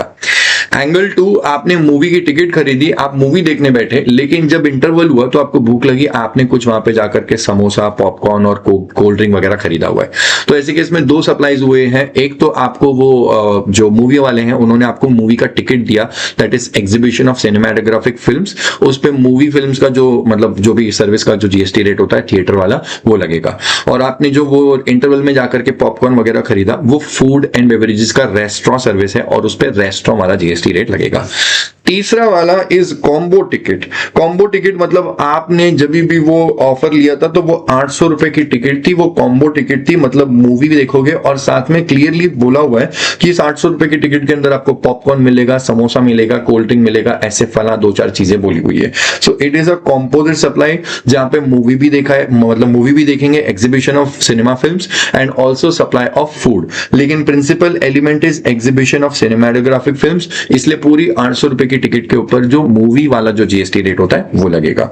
तो सिर्फ अगर मूवी देखने गए हो तो एग्जीबिशन ऑफ सिनेमाटोग्राफिक फिल्म्स वाला रेट लगेगा। अगर बीच में आपने अलग से पॉपकॉर्न समोसा खरीदा तो वो रेस्टोरेंट सर्विस लगेगा। लेकिन अगर आपने कॉम्पोजिट सप्लाई जहां पे मूवी और पॉपकॉर्न पूरा कॉम्पोजिट का बंडल लिया हुआ था तो वो जो पूरी 800 रुपए की टिकट है उसके ऊपर एग्जीबिशन ऑफ सिनेमाटोग्राफिक फिल्म्स वाला रेट लगेगा, क्योंकि वो प्रिंसिपल सप्लाई है। उसके अलावा टेनेंसी राइट्स के ऊपर मेरे पास जो बुक के अंदर समरी वाला डेटा है वो ही बता दूंगा। उसके अलावा आगे जा रहे हैं तो जीटीए। सर जीटीए है गुड्स ट्रांसपोर्ट एजेंसी, ये आपको गुड्स ट्रांसपोर्ट करने की सर्विस देता है। तो जीटीए यूजुअली गुड्स को ट्रांसपोर्ट करने की सर्विस देता है, इसीलिए जीटीए की ट्रांसपोर्टेशन सर्विसेज के ऊपर जो भी जीएसटी रेट लगेगा वो ट्रांसपोर्टेशन ऑफ गुड्स की सर्विस का रेट लगेगा। कई बार जीटीए अलग से कुछ एक्स्ट्रा सर्विसेज भी देता है, जैसे गुड्स को लोड करना, ट्रक में अनलोड करना, गुड्स को पैकिंग करना, अनपैकिंग करना, गुड्स का ट्रांसशिपमेंट करना। और कई बार बड़े बड़े जो गुड्स ट्रांसपोर्ट एजेंसी होती है वो आपको टेम्पररी वेयर हाउसिंग भी देते हैं कि आपका गुड्स हम लोग ट्रक में लेके आ जाएंगे और 2 दिन के लिए वेयर हाउस में भी रख देंगे। अब ऐसे केस में ये एक कॉम्पोजिट सप्लाई माना जाता है, it is to be treated as composite supply, जिसमें जो मेन वाला एलिमेंट है वो ट्रांसपोर्टेशन ऑफ गुड्स है। तो जीएसटी रेट जो लगेगा वो ट्रांसपोर्टेशन ऑफ गुड्स वाला लगेगा, और ये लोडिंग अनलोडिंग वाला जो है ये एंसिलरी है और इनका रेट नहीं लगेगा। ठीक है, लेकिन मान लो अगर कभी अलग से, ये देखो हाउएवर वाला पॉइंट लिखा हुआ है, अगर कभी जीटीए ने आपको ट्रांसपोर्टेशन की सर्विस नहीं, बस आपको ये वेयर हाउसिंग वाली या लोडिंग अनलोडिंग वाली सर्विस दी थी या पैकिंग अनपैकिंग, मतलब ट्रांसपोर्टेशन हुआ ही नहीं है, अलग से सिर्फ यही सर्विस दी है, तो भाई अलग से यही सर्विस दी है, ट्रांसपोर्टेशन हुआ ही नहीं है, तो ऐसे केस में ये कॉम्पोजिट सप्लाई नहीं होगा। तो वो जो भी आपको काम करके दिया है, वेयर हाउसिंग वाला है तो वेयर हाउसिंग वाला जीएसटी लग जाएगा, या फिर पैकिंग अनपैकिंग किया हुआ है तो ये जो भी गुड्स से रिलेटेड पैकिंग अनपैकिंग वाली सर्विस होती है उसका जीएसटी रेट लग जाएगा। Preferential location charges on the properties. तो देखो अगर प्रॉपर्टी खरीद रहे हो, मान लो घर खरीद रहे हो और वो रेडी पोजीशन वाला फ्लैट है तो उस पर जीएसटी रेट नहीं लगता है। लेकिन आपने बोला कि नहीं, ये रेडी पोजीशन वाला फ्लैट जो है, बिल्डर को बोला कि मुझे 20th फ्लोर का घर चाहिए, तो बिल्डर ने बोला इसके लिए 2 करोड़ नहीं, इसके लिए 2 करोड़ 20 लाख देना पड़ेगा। तो ये जो एक्स्ट्रा 20 लाख रुपीस चार्ज किया है ये प्रेफरेंशियल लोकेशन की, अगर आपको प्रेफर्ड लोकेशन चाहिए, 20th फ्लोर चाहिए तो आपको 20 लाख एक्स्ट्रा देना पड़ेगा। सवाल ये उठता है कि ये 20 लाख रुपए का जो आपको प्रेफरेंशियल लोकेशन चार्जेस लगा है इसके ऊपर क्या होगा? तो भाई साहब इसके ऊपर जीएसटी नहीं होगा, क्योंकि जो फ्लैट खरीदा है 2 करोड़ का तो वो फ्लैट रेडी पोजीशन वाला है, जब इसको ही सप्लाई नहीं मानते तो फिर प्रेफरेंशियल लोकेशन चार्जेस को भी नहीं मानेंगे। सर मेरा एक दोस्त है, उसने अंडर कंस्ट्रक्शन में फ्लैट खरीदा था, अंडर कंस्ट्रक्शन में बिल्डर ने उसको 1.8 करोड़ बोला था, तो भाई अंडर कंस्ट्रक्शन वाले फ्लैट पे तो जीएसटी लगता है। अब अगर अंडर कंस्ट्रक्शन वाले फ्लैट पे जीएसटी लगता है तो उससे रिलेटेड अगर प्रेफरेंशियल लोकेशन चार्जेस होंगे तो उस पे भी लगेगा। सर लैंड बेची थी, अब लैंड बेची थी तो लैंड के ऊपर तो जीएसटी लगता ही नहीं है। अब लैंड को लेकर के अगर कुछ प्रेफरेंशियल लोकेशन चार्जेस होंगे तो उन पे भी जीएसटी नहीं लगेगा। तो मैं बोलूं ये जो प्रेफरेंशियल लोकेशन चार्जेस है इनके ऊपर क्या लगेगा, डिपेंड करता है। अगर वो प्रॉपर्टी के ऊपर जीएसटी नहीं लगता तो प्रेफरेंशियल लोकेशन चार्जेस पे भी नहीं लगता, लेकिन अगर प्रॉपर्टी पे लगेगा तो प्रेफरेंशियल लोकेशन चार्जेस पे भी लगेगा। It is to be given the same treatment जो आप उस प्रॉपर्टी को देने वाले हो। उसके बाद में sales promotion schemes. Sales promotion schemes में अलग अलग तरीके की स्कीम्स होती है, जैसे आप फ्री सैंपल्स डिस्ट्रीब्यूट करते हो, तो फ्री सैंपल्स को डिस्ट्रीब्यूट करना फ्री है ना, तो ये जीएसटी के अंदर सप्लाई नहीं माना जाता। तो अगर फ्री सैंपल्स डिस्ट्रीब्यूट कर रहा हूं, ये सप्लाई ही नहीं है, तो जीएसटी का बात ही मत करो। लेकिन अगर फ्री सैंपल्स डिस्ट्रीब्यूट किया और वो 7(1)(c) के अंदर आ गया, मैंने वो जो भी फ्री सैंपल्स है, फॉर एग्जांपल ये वाला प्रोडक्ट है, ये मैंने परचेज किया तो इसके ऊपर आईटीसी ले लिया था। अगर आपने आईटीसी ले लिया उसके बाद में आप इसको फ्री सैंपल में दोगे तो परमानेंट ट्रांसफर और disposal of a business asset on which ITC has been availed, इसके ऊपर अब आपको जीएसटी देना पड़ेगा, क्योंकि फ्री में वो वाला सैंपल दिया हुआ है जिसका आईटीसी ले चुके हो। या फिर रिलेटेड पर्सन या डिस्टिंक्ट पर्सन को दूं तो रिलेटेड पर्सन या डिस्टिंक्ट पर्सन के साथ फ्री का ट्रांजैक्शन भी सप्लाई माना जाता है। तो फ्री वाले ट्रांजैक्शन ऐसे तो सप्लाई नहीं होते, लेकिन अगर वो 7(1)(c) के अंदर आ गए तो वो सप्लाई मान लिए जाएंगे। By one get one free offer. By one get one free offer में ये मत समझ लेना कि एक प्रोडक्ट बेचा है और दूसरा फ्री में दिया है, नहीं भाई, दोनों ही बेचे हैं। It is to be treated as supplying to goods for the price of one. एक के प्राइस पे दो गुड्स बेचे हैं ऐसा मान लिया जाएगा और फिर दोनों के ऊपर जीएसटी लग जाएगी, ठीक है। ये अब एक साथ बना करके दे रहे हैं, मतलब बाय वन गेट वन, ये प्रोडक्ट के ऊपर ये प्रोडक्ट फ्री दे रहे हैं, तो फिर इसको क्या मानेंगे? इसको कॉम्पोजिट सप्लाई माने कि मिक्स सप्लाई माने, वो देखना पड़ेगा केस टू केस। मतलब केस टू केस मतलब नेचुरली बंडल्ड है तो फिर कॉम्पोजिट सप्लाई, और मिक्स सप्लाई अगर नेचुरली बंडल्ड नहीं है। फॉर एग्जांपल अगर अगर अगर अगर अगर अगर अगर अगर अगर ये एक ऐसा ऑफर निकाला कि एक शर्ट पे एक शर्ट फ्री, तो ये नेचुरली बंडल्ड ऐसा होता ही है। लेकिन एक मैगी के पैकेट के ऊपर से फॉर एग्जांपल अचार की बोतल फ्री है, तो ये बड़ा वियर्ड सा कॉम्बिनेशन है कि मैगी के ऊपर अचार, ऐसा नेचुरली बंडल्ड नहीं होता है, और फिर इसको मिक्स मान लेंगे। अब मैगी के ऊपर जो रेट है और अचार की बोतल पे जो रेट है, दोनों में से जो भी हाईएस्ट वाला होगा वही लगाएंगे, ठीक है। इसके आगे गए तो लिक्विडेटेड डैमेजेस है, ये मैं आपको एक टेबल जो सर्कुलर है उसके पॉइंट ऑफ व्यू से समझा दूंगा, और उसके बाद आपके पास में है वाउचर, इसको भी मैं मेरे इससे समझा दूंगा, ठीक है। So now anything that is coming across later on, इसके पास में मेरे पास में इसके लिए मेरे पास में एक समरी वाला जो चार्ट है, वो समरी वाले चार्ट के अंदर से ही हम लोग उसको एक्सप्लेन कर देते हैं, ठीक है। सो अभी के लिए जस्ट वो क्लिप ऐड कर देता हूं। Okay, so this is one extra thing जो मैंने बाद में बनाया और मेरे इंटर के स्टूडेंट को इसमें काफी कुछ काम आ सकता है। सर ये आपको मैंने क्लास में नहीं करवाया था, दिस इज समथिंग जो मैंने बाद में क्लास खत्म होने के बाद में बनाया हुआ फाइल है। सर्विसेज जब किसी कैजुअल वर्कर ने दी है, देखो कैजुअल वर्कर मतलब जो डेली वेजेस पे लेबर वगैरह काम करते हैं, सीजनल लेबर या फिर वो कंस्ट्रक्शन साइट पे कड़िया वगैरह काम करते हैं, तो ये जब भी सर्विस देते हैं ये एक्चुअली एम्प्लॉई होते हैं। भले इनको वेजेस मिलती है लेकिन इनको एम्प्लॉय मानेंगे, और बदले में ये जो भी अपना डेली वेजेस चार्ज करते हैं उसके ऊपर जीएसटी नहीं लगेगी। Not a supply, schedule 3 para 1 के हिसाब से, because employee giving service to employer. Sir दूसरा होता है services provided by a salaried employee to the employer in the course of employment and receiving the following amounts. तो जो व्यक्ति कभी एम्प्लॉयमेंट में है और जब वो अपनी एम्प्लॉयमेंट में जॉब पे है, अपनी एम्प्लॉयमेंट वाली सर्विस दे रहा है, बदले में उसको बॉस से बहुत सारा पेमेंट्स मिलता है, salary, bonus, allowance, this that, perquisite वगैरह, उसके ऊपर किस तरह से टैक्सेबिलिटी होगी। तो देखो जो सैलरी, बोनस, ग्रेचुइटी वगैरह दिया, लेकिन as per the employment contract तो वो नॉट अ सप्लाई है। सर अगर कुछ ऐसा कॉम्पेंसेशन दिया for being remove from the employment before the contracted period, हमने क्या किया, हमने उसको बोला कि 2 साल तक तो एटलीस्ट तुमको नहीं निकालेंगे, लेकिन वो एम्प्लॉय बिल्कुल भी अच्छे से परफॉर्म नहीं कर रहा था और हमने 7 से 8 महीने के अंदर ही उसको जॉब से निकाल दिया। अब वहां पे लिखा हुआ था कॉन्ट्रैक्ट के अंदर, एम्प्लॉय ने अपने लिए फेवर में लिखवाया था कि अगर 2 साल के पहले आप मुझको निकालोगे तो आपको मुझे इतना इतना पेमेंट देना पड़ेगा। तो 2 साल तक आप मेरे को कम से कम जॉब पे रखोगे, 2 साल के पहले नहीं निकालोगे, ऐसा कुछ लिखा हुआ था। And if it was written in the contract, it was as per the employment contract, फिर तो दिमाग थोड़ी करो ही मत, क्योंकि एम्प्लॉयमेंट कॉन्ट्रैक्ट में जो भी लिखा हुआ है वो पेमेंट के लिए जीएसटी नहीं लगा सकते, because services in the course of employment थी, तो उस अमाउंट पे जीएसटी नहीं लगेगा।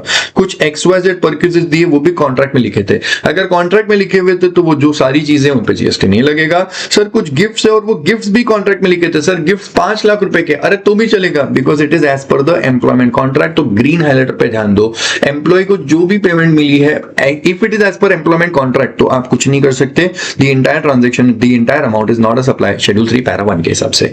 बट कुछ ऐसे परक्विजिट थे जो कॉन्ट्रैक्ट में नहीं लिखे थे, वो परक्विजिट दिए, या फिर कुछ गिफ्ट था जो एम्प्लॉयमेंट कॉन्ट्रैक्ट में नहीं लिखा था, तो ये दोनों ही अमाउंट्स को आप गिफ्ट वाले ट्रैक पे सोच सकते हो कि भाई फ्री फोकट में कोई चीज दे दी जो कॉन्ट्रैक्ट में नहीं लिखा था, अगर 50,000 तक का है तो ठीक है, उसके ऊपर हुआ तो टैक्सेबल हो जाएगा।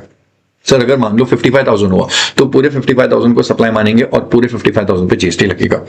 Services provided in personal capacity, अगर वो एम्प्लॉयमेंट कैपेसिटी में सर्विस ही नहीं दी है तो फिर वो टैक्सेबल कर देंगे, लेकिन टैक्सेबल करने के लिए देखना पड़ेगा कौन सी सर्विस है, क्योंकि किसी पे एफसीएम लगता है, किसी पे आरसीएम, कोई एग्जेम्प्ट है, कोई सप्लाई ही नहीं, तो देखेंगे केस टू केस।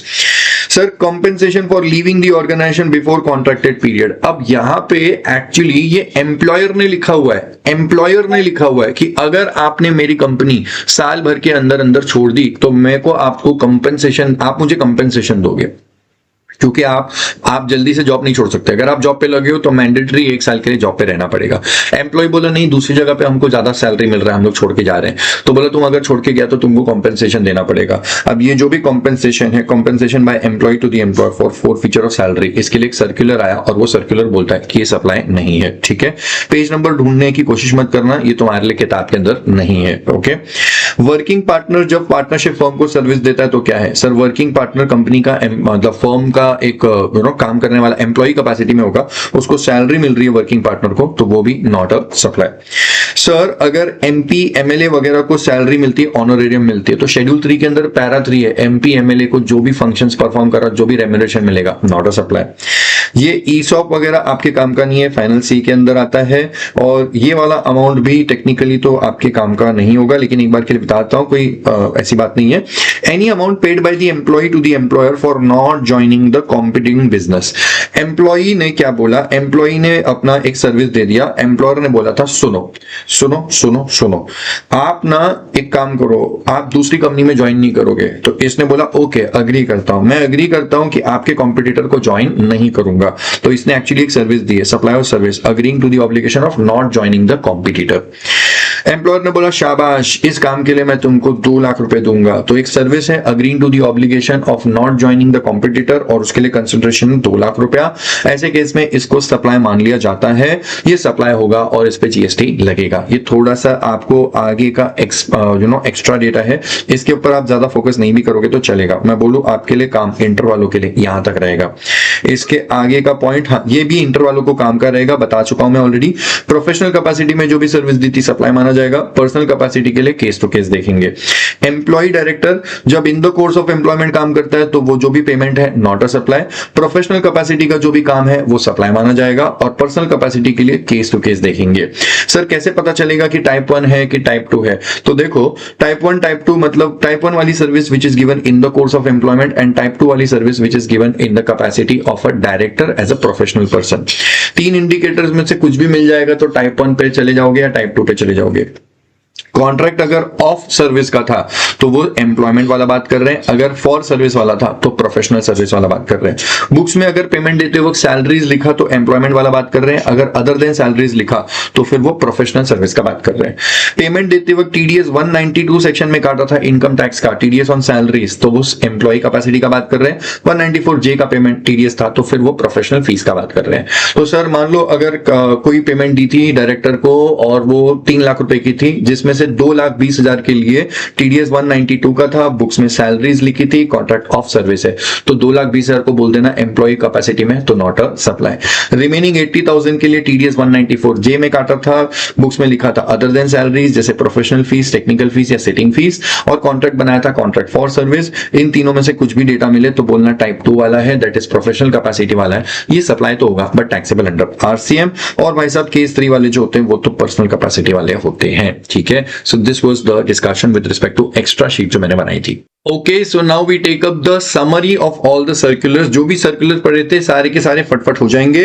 डोनेशन में अगर डोनेशन देते वक्त कोई भी इंटेंशन नहीं था प्रोमोटिंग बिजनेस का तो फिर वो सप्लाई नहीं होता, बट डोनेशन देते वक्त अगर इंटेंशन था बिजनेस को प्रमोट करने का तो वो एक ट्रांजैक्शन सप्लाई ऑफ सर्विस हो जाएगा, लेकिन सप्लाई चैरिटेबल ट्रस्ट वालों का, ठीक है। और वो जो डोनर है उसने डोनेशन नहीं कंसिडरेशन दिया, ऐसा मान लेंगे। Sending the artworks to gallery, gallery में आर्टवर्क्स को भेजना is not a supply. Supply तब होगा when the artwork is sold from the gallery. Perquisites by the employer to employee, जब एम्प्लॉयर ने एम्प्लॉय को परक्विजिट्स दिए जो कि एम्प्लॉयमेंट कॉन्ट्रैक्ट के हिसाब से हैं, तो वो वाले परक्विजिट्स का ट्रांजैक्शन सप्लाई नहीं होता। Sale of developed land, land बेचना, sale of land, in fact sale of land is not a supply and sale of developed land is also not a supply. Director, independent director अगर professional capacity में service दे रहा है तो supply माना जाएगा, personal capacity में सर्विस दे रहा है तो केस टू केस देखेंगे कि कौन सी सर्विस है। लेकिन director giving service to company taxable under RCM, वो वाला आरसीएम तो नहीं लगेगा, बाकी कुछ लग सकता है तो पता नहीं, चाहे एफसीएम हो आरसीएम हो कुछ भी हो। एम्प्लॉयमेंट कैपेसिटी में सर्विस दिया तो नॉट अ सप्लाई, लेकिन प्रोफेशनल कैपेसिटी में सर्विस दिया तो सप्लाई माना जाएगा, टैक्सेबल अंडर आरसीएम। और एम्प्लॉय डायरेक्टर तो कंपनी को तीसरी सर्विस देता है, दैट इज पर्सनल कैपेसिटी में, पर्सनल कैपेसिटी में माना जाएगा केस टू केस बेसिस पे। इंटरस्टेट मूवमेंट हो रहा है, if the interstate movement of various modes of conveyance, जैसे बस, ट्रक वगैरह वगैरह जो एयरक्राफ्ट है, ये DP to DP, distinct person के बीच में होगा। But if it is just a movement for transporting goods it is not a supply. If it is for the purpose of repairing, तो repairing के पर्पस के लिए जो जा रही है, ये जाने के काम को सप्लाई नहीं माना जाएगा। लेकिन वहां पे जब ट्रक का रिपेयर होगा तो पंजाब यूनिट ने महाराष्ट्र यूनिट को रिपेयरिंग की सर्विस दी है, ऐसा मान लिया जाएगा। बट अगर मूवमेंट जो हो रहा है, it is for further supply of the same conveyance. Mumbai से पंजाब जो ट्रक को भिजवा रहे हैं वहां से ये बात है कि फर्दर सप्लाई होने वाला है, तो फिर यहां से मुंबई से पंजाब तक ट्रक का जो मूवमेंट करवाना है उस मूवमेंट को भी सप्लाई मान लिया जाएगा, क्योंकि truck is on the final journey. कोई रिपेयरिंग सर्विस दी तो वो रिपेयरिंग सर्विस को सप्लाई ऑफ सर्विस मान लेंगे। सर प्रिंटिंग कॉन्ट्रैक्ट्स, अगर नोट्स एनुअल रिपोर्ट्स वगैरह प्रिंट कर रहे हैं तो सप्लाई ऑफ सर्विस होगा, लेकिन अगर टिश्यू, लेटर कार्ड वगैरह वगैरह जहां पे आपको गुड्स सप्लाई करना होता है, logo printing is just ancillary, वो सप्लाई ऑफ गुड्स होगा। बस बॉडी बिल्डिंग के लिए टैक्सेबिलिटी केस टू केस होगी।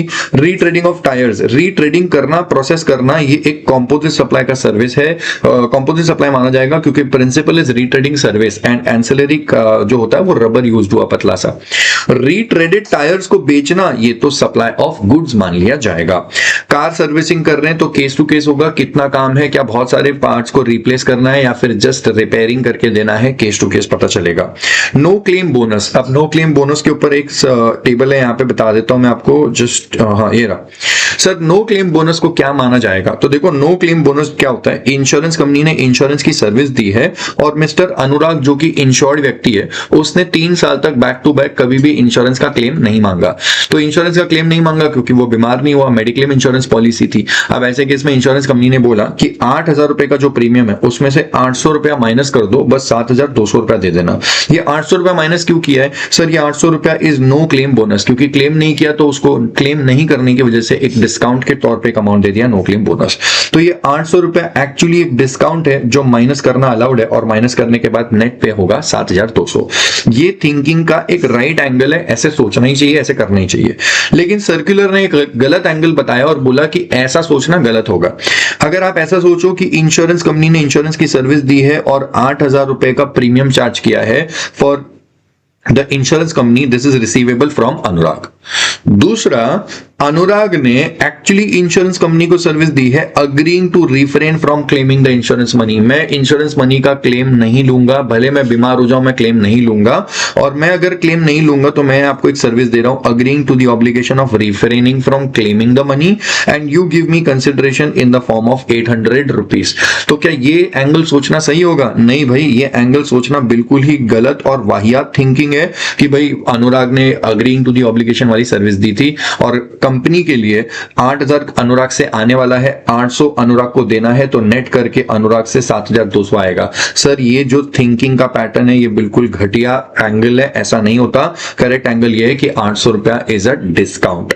इसी का पूरा वर्णन मैंने यहाँ पे एक समरी के तौर पे भी लिख के रखा हुआ है। This was the no claim bonus जो यहाँ पे लिखा हुआ है, ठीक है। Point number 11, supply of use goods जब गवर्नमेंट डिपार्टमेंट कर रहे हैं तो वो सप्लाई माना जाएगा, but it is taxable under RCM. Food and beverages पे अभी बात किया, सिर्फ टिकट है तो सिनेमा सर्विसेज हो जाएंगी। अगर फूड एंड बेवरेजेस लिया था इंटरवल में तो फिर रेस्टोरेंट वाला होगा, लेकिन अगर एक कॉम्बो टिकट लिया था मूवी, समोसा वगैरह वगैरह, तो फिर ये कॉम्पोजिट सप्लाई है जहां पे प्रिंसिपल एलिमेंट है cinema service and ancillary is the restaurant service जो खाना आपको मिला था। तो पूरे बंडल पे सिनेमा वाला मतलब प्रिंसिपल वाला रेट लग जाएगा। टेनेंसी राइट्स, अब टेनेंसी राइट्स के लिए भी मेरे पास में आगे एक टेबल है, मैं वो टेबल आपको यहां से बता देता हूं। सर ये आपको मैंने आपकी क्लास इंटर वालों की क्लास में जो भी करवाया था ना उससे बेटर वाला पर्सपेक्टिव ये है, so you just focus on this part, okay. ये परफेक्ट है, ये मैंने लेटेस्ट अच्छे से बनाया हुआ है। सो हुआ क्या, एक कोई लैंडलॉर्ड है और उनकी प्रॉपर्टी है कई साल पुराना, लाइक 1960 का एग्जाम्पल है। लैंडलॉर्ड है, उस जमाने में मेरे दादाजी थे, उन्होंने ग्रांट ऑफ टेनेंसी राइट्स, मतलब आप प्रॉपर्टी में रह सकते हो, दादाजी को बोला कि ये आपको टेनेंसी राइट्स दे रहे हैं, you can stay in the property as a tenant, लेकिन आपको टेनेंसी प्रीमियम देना पड़ेगा, मतलब हर महीने आपको पीरियोडिक यूज, आपको बस 160 रुपए का या ऐसा कुछ है, आपको इतना सा टेनेंट पगड़ी वाला रेंट देना पड़ेगा। पगड़ी रेंट बहुत कम होता है। तो वो लैंडलॉर्ड ने जो ग्रांट ऑफ टेनेंसी राइट्स किए थे, बदले में जो हर महीने का 160 रुपए का जो चार्ज कर रहे हैं उसके ऊपर जीएसटी लगता है नहीं लगता है, उसका एक एंगल है। अब दादाजी ऑब्वियसली बात है एज से निकल गए और दादाजी को जो टेनेंसी राइट्स उस लैंडलॉर्ड से मिले थे वो विदाउट एनी कंसिडरेशन मेरे पास में ट्रांसफर हो गए, क्योंकि अब मैं वो डिसेंडेंट, लीनियल डिसेंडेंट हूं, तो मेरे नाम पे आ गए। लेकिन अब मैं वो पगड़ी वाली प्रॉपर्टी में रह रहा हूं, लेकिन मुझे उस प्रॉपर्टी में रहने की इच्छा नहीं है। मैंने क्या किया, मैंने एक व्यक्ति ढूंढा, मिस्टर मयंक, और मयंक को मैंने बोल दिया कि मयंक मैं क्या करता हूं, मैं तेरे को ऐसे केस में वो प्रॉपर्टी से जो बाहर जा रहा हूं ना, वो राइट्स मैं तुझे दे देता हूं। 160 रुपए का रेंट भरना है और तू आराम से उस घर के अंदर रह सकता है। मुंबई में प्राइम लोकेशन पे प्रॉपर्टी है, लेकिन पुराने जमाने की डीलिंग हो गई है, तो पर मंथ रेंट बस 160 रुपया देना है। तो मैं क्या कर रहा हूं, सरेंडर कर रहा हूं अपने टेनेंसी राइट्स मयंक को, और मयंक से बदले में लेने वाला हूं टेनेंसी प्रीमियम। लेकिन मेरे को लैंडलॉर्ड अगर ये बोलता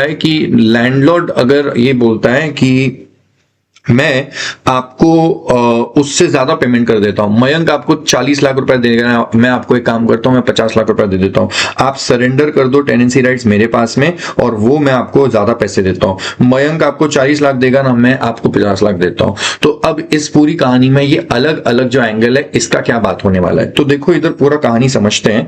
इसके अंदर जब पहली बात ऐसी है कि जो ट्रांसफर या सरेंडर ऑफ टेनेंसी राइट्स है, ये आउटगोइंग टेनेंट लैंडलॉर्ड या इनकमिंग टेनेंट को दे रहा है। मतलब मैं जब अपने टेनेंसी राइट्स आउटगोइंग टेनेंट इसको दे रहा है, इनकमिंग मतलब नए वाले को टेनेंसी राइट्स दे रहा है, या फिर लैंडलॉर्ड को ही टेनेंसी राइट्स सरेंडर कर रहा है, तो बदले में जो भी टेनेंसी प्रीमियम चार्ज होता है उसको सप्लाई ऑफ सर्विस मानेंगे और उसके ऊपर जीएसटी लगता है। मैं वापस से बोल दूं, ये दो ब्लू हाइलाइटर वाले केसेस। मेरे पास में टेनेंसी राइट्स थे, मैंने बोला मयंक 160 रुपए में रहने को मिलेगा, ये टेनेंसी राइट्स तू ले ले और मेरे को बदले में 40 लाख रुपए दे दे। तो मयंक के साथ ट्रांजेक्शन करूंगा, ये सप्लाई ऑफ सर्विस होगा। या फिर लैंडलॉर्ड बोलता है मयंक को हटाओ, आप वापस से मुझे ही रिटर्न कर दो, प्रॉपर्टी खाली करो, मैं आपको 50 लाख रुपए दे देता हूं। तो अगर सरेंडर उनके पास में कर रहा हूं या फिर ट्रांसफर मयंक को कर रहा हूं, इन एनी केस ये ट्रांजेक्शन एक सप्लाई ऑफ सर्विस है जिसपे जीएसटी लगेगा, आई एम द सप्लायर। लेकिन जब जब जब कोई भी व्यक्ति उस लैंडलॉर्ड के साथ उसकी डीलिंग होती है और उस प्रॉपर्टी में रहता है, तो लैंडलॉर्ड उसको प्रॉपर्टी में रहने के लिए अलाउ करता है और 160 रुपए का रेंट मांगता है। तो ये जब होता है, इसको बोलते हैं ग्रांट ऑफ राइट्स। ग्रांट कर दिए राइट्स और बदले में उससे कितना लेने वाले, 160। तो दादाजी के साथ ग्रांट ऑफ राइट्स का पूरा डील हुआ था। और मान लो अगर मैंने मयंक को बोला कि मयंक एक काम कर, मैं तेरे साथ ही डील करता हूं और तू इस प्रॉपर्टी में रह ले। अब मयंक को भी ये क्या करेगा, ग्रांट करेगा टेनेंसी राइट्स, और मयंक इनको क्या देगा, 160 रुपीज का रेंट, जैसे मेरे दादाजी देते थे। तो ये जो 160 रुपीज का रेंट है, ये हमने रेंट पे किया है, बदले में उसने हमको क्या किया था, ग्रांट ऑफ टेनेंसी राइट्स। अब जो ग्रांट ऑफ टेनेंसी राइट्स होते हैं, that is landlord to Harish या फिर दादाजी या फिर वो नया जो है मिस्टर मयंक, ये ग्रांट ऑफ टेनेंसी राइट्स करते हैं और हम लोग उनको 160 रुपीज दे रहे थे। ये 160 रुपीज के ऊपर जीएसटी लगेगा कि नहीं, तो डिपेंड करता है ये टेनेंसी राइट्स किस प्रॉपर्टी के थे। अगर ये टेनेंसी राइट्स एक रेसिडेंशियल प्रॉपर्टी के थे जिसको दिया, मतलब मुझे, मयंक को या दादाजी को, सामने वाला अनरजिस्टर्ड है और वो प्रॉपर्टी को यूज करने वाला है फॉर रेसिडेंशियल पर्पस, तो फिर ये 160 रुपीज में जीएसटी एग्जेम्प्ट है, because renting of residential dwelling किसी अनरजिस्टर्ड पर्सन को दिया और उसको यूज करने वाला है फॉर रेसिडेंशियल पर्पस, तो वो एग्जेम्प्ट हो जाएगा। लेकिन एनी अदर प्रॉपर्टी, किसी कमर्शियल प्रॉपर्टी में रहने का जो है उसका अगर दे दिया था, टेनेंसी राइट्स ग्रांट किया था, तो वो लायबल टू जीएसटी होगा। ठीक है, तो ये हो गया पूरा टेनेंसी वाला कि जब हम सरेंडर कर रहे हैं या ट्रांसफर कर रहे हैं तो ये तो सप्लाई ऑफ सर्विस माना जाएगा और इसके ऊपर जीएसटी लगेगी। लेकिन जब लैंडलॉर्ड ग्रांट करता है टेनेंसी राइट्स इसको या किसी को भी, और बदले में 160 रुपए का हर महीने का रेंट चार्ज करता है, तो ये देखेंगे अगर रेसिडेंशियल प्रॉपर्टी में है, किसी अनरजिस्टर्ड को दिया है फॉर रेसिडेंशियल यूज, तो 160 रुपए पे जीएसटी एग्जेम्प्ट रहेगा। लेकिन अगर किसी दूसरी प्रॉपर्टी में जो रेसिडेंशियल वाला नहीं है, मतलब इस केस में फॉल नहीं कर रहा है, तो फिर उसको टैक्सेबल कर देंगे। ठीक है, ये टेनेंसी राइट्स वाला पूरा खेल इधर खत्म हुआ। अब आपके पास कुछ इक्का दुक्का प्रोविजंस और ये कहानी क्लोज हो रही है। सर जीटीए वाला काम आपको ऑलरेडी बता दिया था, ट्रांसपोर्टेशन और एंसिलरी दोनों काम करेगा तो कॉम्पोजिट है, और सिर्फ एंसिलरी करेगा तो वो सप्लाई माना जाएगा, वो जो भी एंसिलरी सर्विस दी थी वो। प्रेफरेंशियल लोकेशन चार्जेस पे वही ट्रीटमेंट लगाएंगे जो इमोबल प्रॉपर्टी पे लगाते हैं। सेल्स प्रमोशन स्कीम के बारे में बता दिया था, फ्री सैंपल्स दिए तो सप्लाई नहीं है, लेकिन फ्री सैंपल्स 7(1) में कवर हो गए तो फ्री सैंपल्स देने के काम को सप्लाई माना जाएगा। By one get one free के जो ऑफर होते हैं वहां पे ऐसा नहीं है कि एक बेचा है दूसरा फ्री दिया है, it is supply of 2 products at the price of 1। Agreeing to the obligation, जब एक ऑब्लिगेशन लगा दी जाती है, obligation to refrain from an act और टू डू एन एक्ट और टू टॉलरेट एन एक्ट, ये अग्रीइंग टू दी ऑब्लिगेशन को एक सप्लाई मान लिया जाएगा और इसके ऊपर जीएसटी लगेगा। अगर अग्री करने का जो बात था वो दोनों पार्टीज के बीच में एक अग्रीमेंट हुआ था, जैसे मैंने आपको बोला कि तुम ये वाले बिजनेस में मेरे साथ कंपीट मत करना, तुमने बोला ओके सर रिफ्रेन, मैं नहीं करता, सो आपके और मेरे बीच में एक अग्रीमेंट हुआ और मैंने बोला अगर तू मेरे साथ कंपीट नहीं करेगा तो मैं तुझे 4 लाख रुपए दूंगा। So if there is a specific agreement and there is a consideration involve, तो सामने वाला जब अग्री करता है ऑब्लिगेशन को तो वो एक्चुअली एक सप्लाई का काम हो रहा है और उसके ऊपर जीएसटी लगेगी। सप्लाई ऑफ सर्विस है। वाउचर का बात कर रहे हैं सर, वाउचर को जीएसटी में क्या माना जाए? तो देखो वाउचर के ऊपर कुछ भी बात नहीं हो सकती क्योंकि वाउचर टेक्निकली जीएसटी के स्कोप से बाहर है। वाउचर को हम लोग ना गुड्स मान सकते हैं ना सर्विस मान सकते हैं, क्योंकि वाउचर एक पेमेंट इंस्ट्रूमेंट है और अगर आरबीआई का अप्रूव्ड वाला पेमेंट इंस्ट्रूमेंट है तो फिर आरबीआई का पेमेंट अप्रूव्ड वाला हो जाएगा तो वो मनी की डेफिनेशन में आ जाएगा, और अगर आरबीआई का अप्रूव्ड वाला नहीं रहेगा तो वो एक्शनेबल क्लेम हो जाएगा। अब वाउचर या तो मनी होगा तो भी जीएसटी से बाहर है क्योंकि गुड्स भी नहीं है सर्विस भी नहीं है, और अगर एक्शनेबल क्लेम मान लिया जो कि आरबीआई का अप्रूव्ड वाला नहीं है तो फिर उस केस में वो मान लिया जाएगा कि एक तरीके से वो एक्शनेबल क्लेम है, और एक्शनेबल क्लेम भी जीएसटी में कुछ नहीं होते। Not a supply, para schedule 3 para 6 के हिसाब से। डिस्ट्रीब्यूशन ऑफ वाउचर, जब कोई व्यक्ति वाउचर को डिस्ट्रीब्यूट करने का बीड़ा उठाता है तो वो जब वाउचर को डिस्ट्रीब्यूट कर रहा है P2P बेसिस पे, मतलब प्रिंसिपल टू प्रिंसिपल बेसिस पे ये कर रहा है, तो ऐसे केस में आपको चेक करना चाहिए अगर मैं किसी से वाउचर खरीदता हूं और वाउचर बेचता हूं प्रिंसिपल टू प्रिंसिपल बेसिस पे, तो वाउचर जो खरीदा वो तो मनी है या एक्शनेबल, मतलब या तो मनी हो जाएगा या एक्शनेबल क्लेम हो जाएगा, जीएसटी से बाहर हो जाएगा, और जो मैंने दिया है वो भी मनी है या एक्शनेबल क्लेम है तो जीएसटी से बाहर हो गया। लेकिन अगर मैं एक एजेंट हूं, मैं बोलता हूं कि तुम्हारे वाउचर बेच के दूंगा, जितना भी बेचूंगा मुझे उस पर कमीशन देना, तो भाई साहब जो एजेंट होता है वो जो भी अपनी एजेंसी कमीशन चार्ज करता है, फीस चार्ज करता है, उसके ऊपर जीएसटी लगेगा। तो दो एंगल है, एक व्यक्ति है जो प्रिंसिपल टू प्रिंसिपल पे वाउचर का ट्रेडिंग करता है, वाउचर खरीदता है वाउचर बेचता है, तो वाउचर खरीदने में भी कोई जीएसटी नहीं है, बेचने में भी कोई जीएसटी नहीं है। लेकिन अगर कोई एजेंट, कोई पर्सन है जो एजेंट की तरह ऑपरेट करता है, वाउचर बिकवा के देता है, उस पर कमीशन चार्ज करता है, तो कमीशन अमाउंट को सप्लाई मानेंगे, उस पर जीएसटी लगेगी। एडिशनल सर्विस, कोई व्यक्ति ने वाउचर बेचने के लिए एडिशनल सर्विस दी, बोला कि आपका वाउचर बेचने के लिए हम आपको अलग अलग सर्विस दे सकते हैं, आपके वाउचर के लिए हम लोग अभी आ रहा है ना एंड ऑफ सीजन सेल आ रहा है, उसका एडवर्टीजमेंट कर देते हैं, मार्केटिंग करते हैं, टेक्निकल सपोर्ट ब्रांडिंग वगैरह करेंगे, तो भाई साहब ये एडिशनल सर्विस है और ये एडिशनल सर्विस सप्लाई और सर्विस मानी जाएगी, इस पे जीएसटी लगेगा। लास्ट केस अनरिडीम वाउचर, कभी वाउचर रिडीम ही नहीं हुए। फॉर एग्जांपल कंपनी ने वाउचर इशू किए थे 1000 वाउचर्स, जिसमें से 800 लोग स्टोर में आए और उन्होंने वाउचर के सामने जो खरीदना था वो गुड्स खरीद ले, लेकिन जो 200 लोग थे जिनके पास में वाउचर था वो लोग कभी स्टोर में आए ही नहीं, क्योंकि वाउचर या तो उनके पास में से खो गया या फिर वो भूल गए। अब कंपनी ने जब वाउचर लेके कोई आया ही नहीं, तो जब वाउचर लेके ही कोई नहीं आया तो कोई गुड्स भी नहीं बेचे, कोई सर्विस भी नहीं दी थी, तो कभी भी कोई वाउचर जो रिडीम हुए ही नहीं है, उनके सामने कुछ गुड्स सप्लाई ही नहीं किए, so there is no GST involve, क्योंकि जीएसटी तो तब लगती है जब गुड्स या सर्विस बेचे जाते हैं। तो कोई वाउचर लेके आया ही नहीं, तो हमने कोई गुड्स भी नहीं बेचे, कोई सर्विस भी नहीं प्रोवाइड करी, so there is no GST on unredeemed vouchers. Last वाला केस डेल क्रेडिटर एजेंट वाला है, लेकिन ये तो ऑलरेडी मैंने आपको टेबल के थ्रू समझा दिया था, ठीक है। तो यहां पे आपकी पूरी की पूरी डिस्कशन खत्म होती है। This was the max I could have done for you, and ऐसे ही आपको और भी रिवीजन वीडियोस लेकर के आता रहूंगा। ये आपके साथ मैंने पूरा का पूरा डिस्कशन खत्म किया with respect to supply under GST, ठीक है। कोशिश करूंगा कि इसका रैपिड फायर रिवीजन लेकर के आ जाऊं, जो कि और भी ज्यादा फास्ट स्पीड पे होगा और उसके अंदर बहुत ज्यादा डिस्कशन नहीं होगी, बस कट कट कट कट सारे प्रोविजंस को रिकैप करके दूंगा, ओके। बट अभी के लिए इतना ही, थैंक यू सो मच, और ऐसे ही कनेक्टेड रहो, ऐसे ही पढ़ते रहो, बढ़िया से आगे बढ़ो, ठीक है। Anything that you want just let me know in the comment section और मैं वो डाल देता हूं, ओके।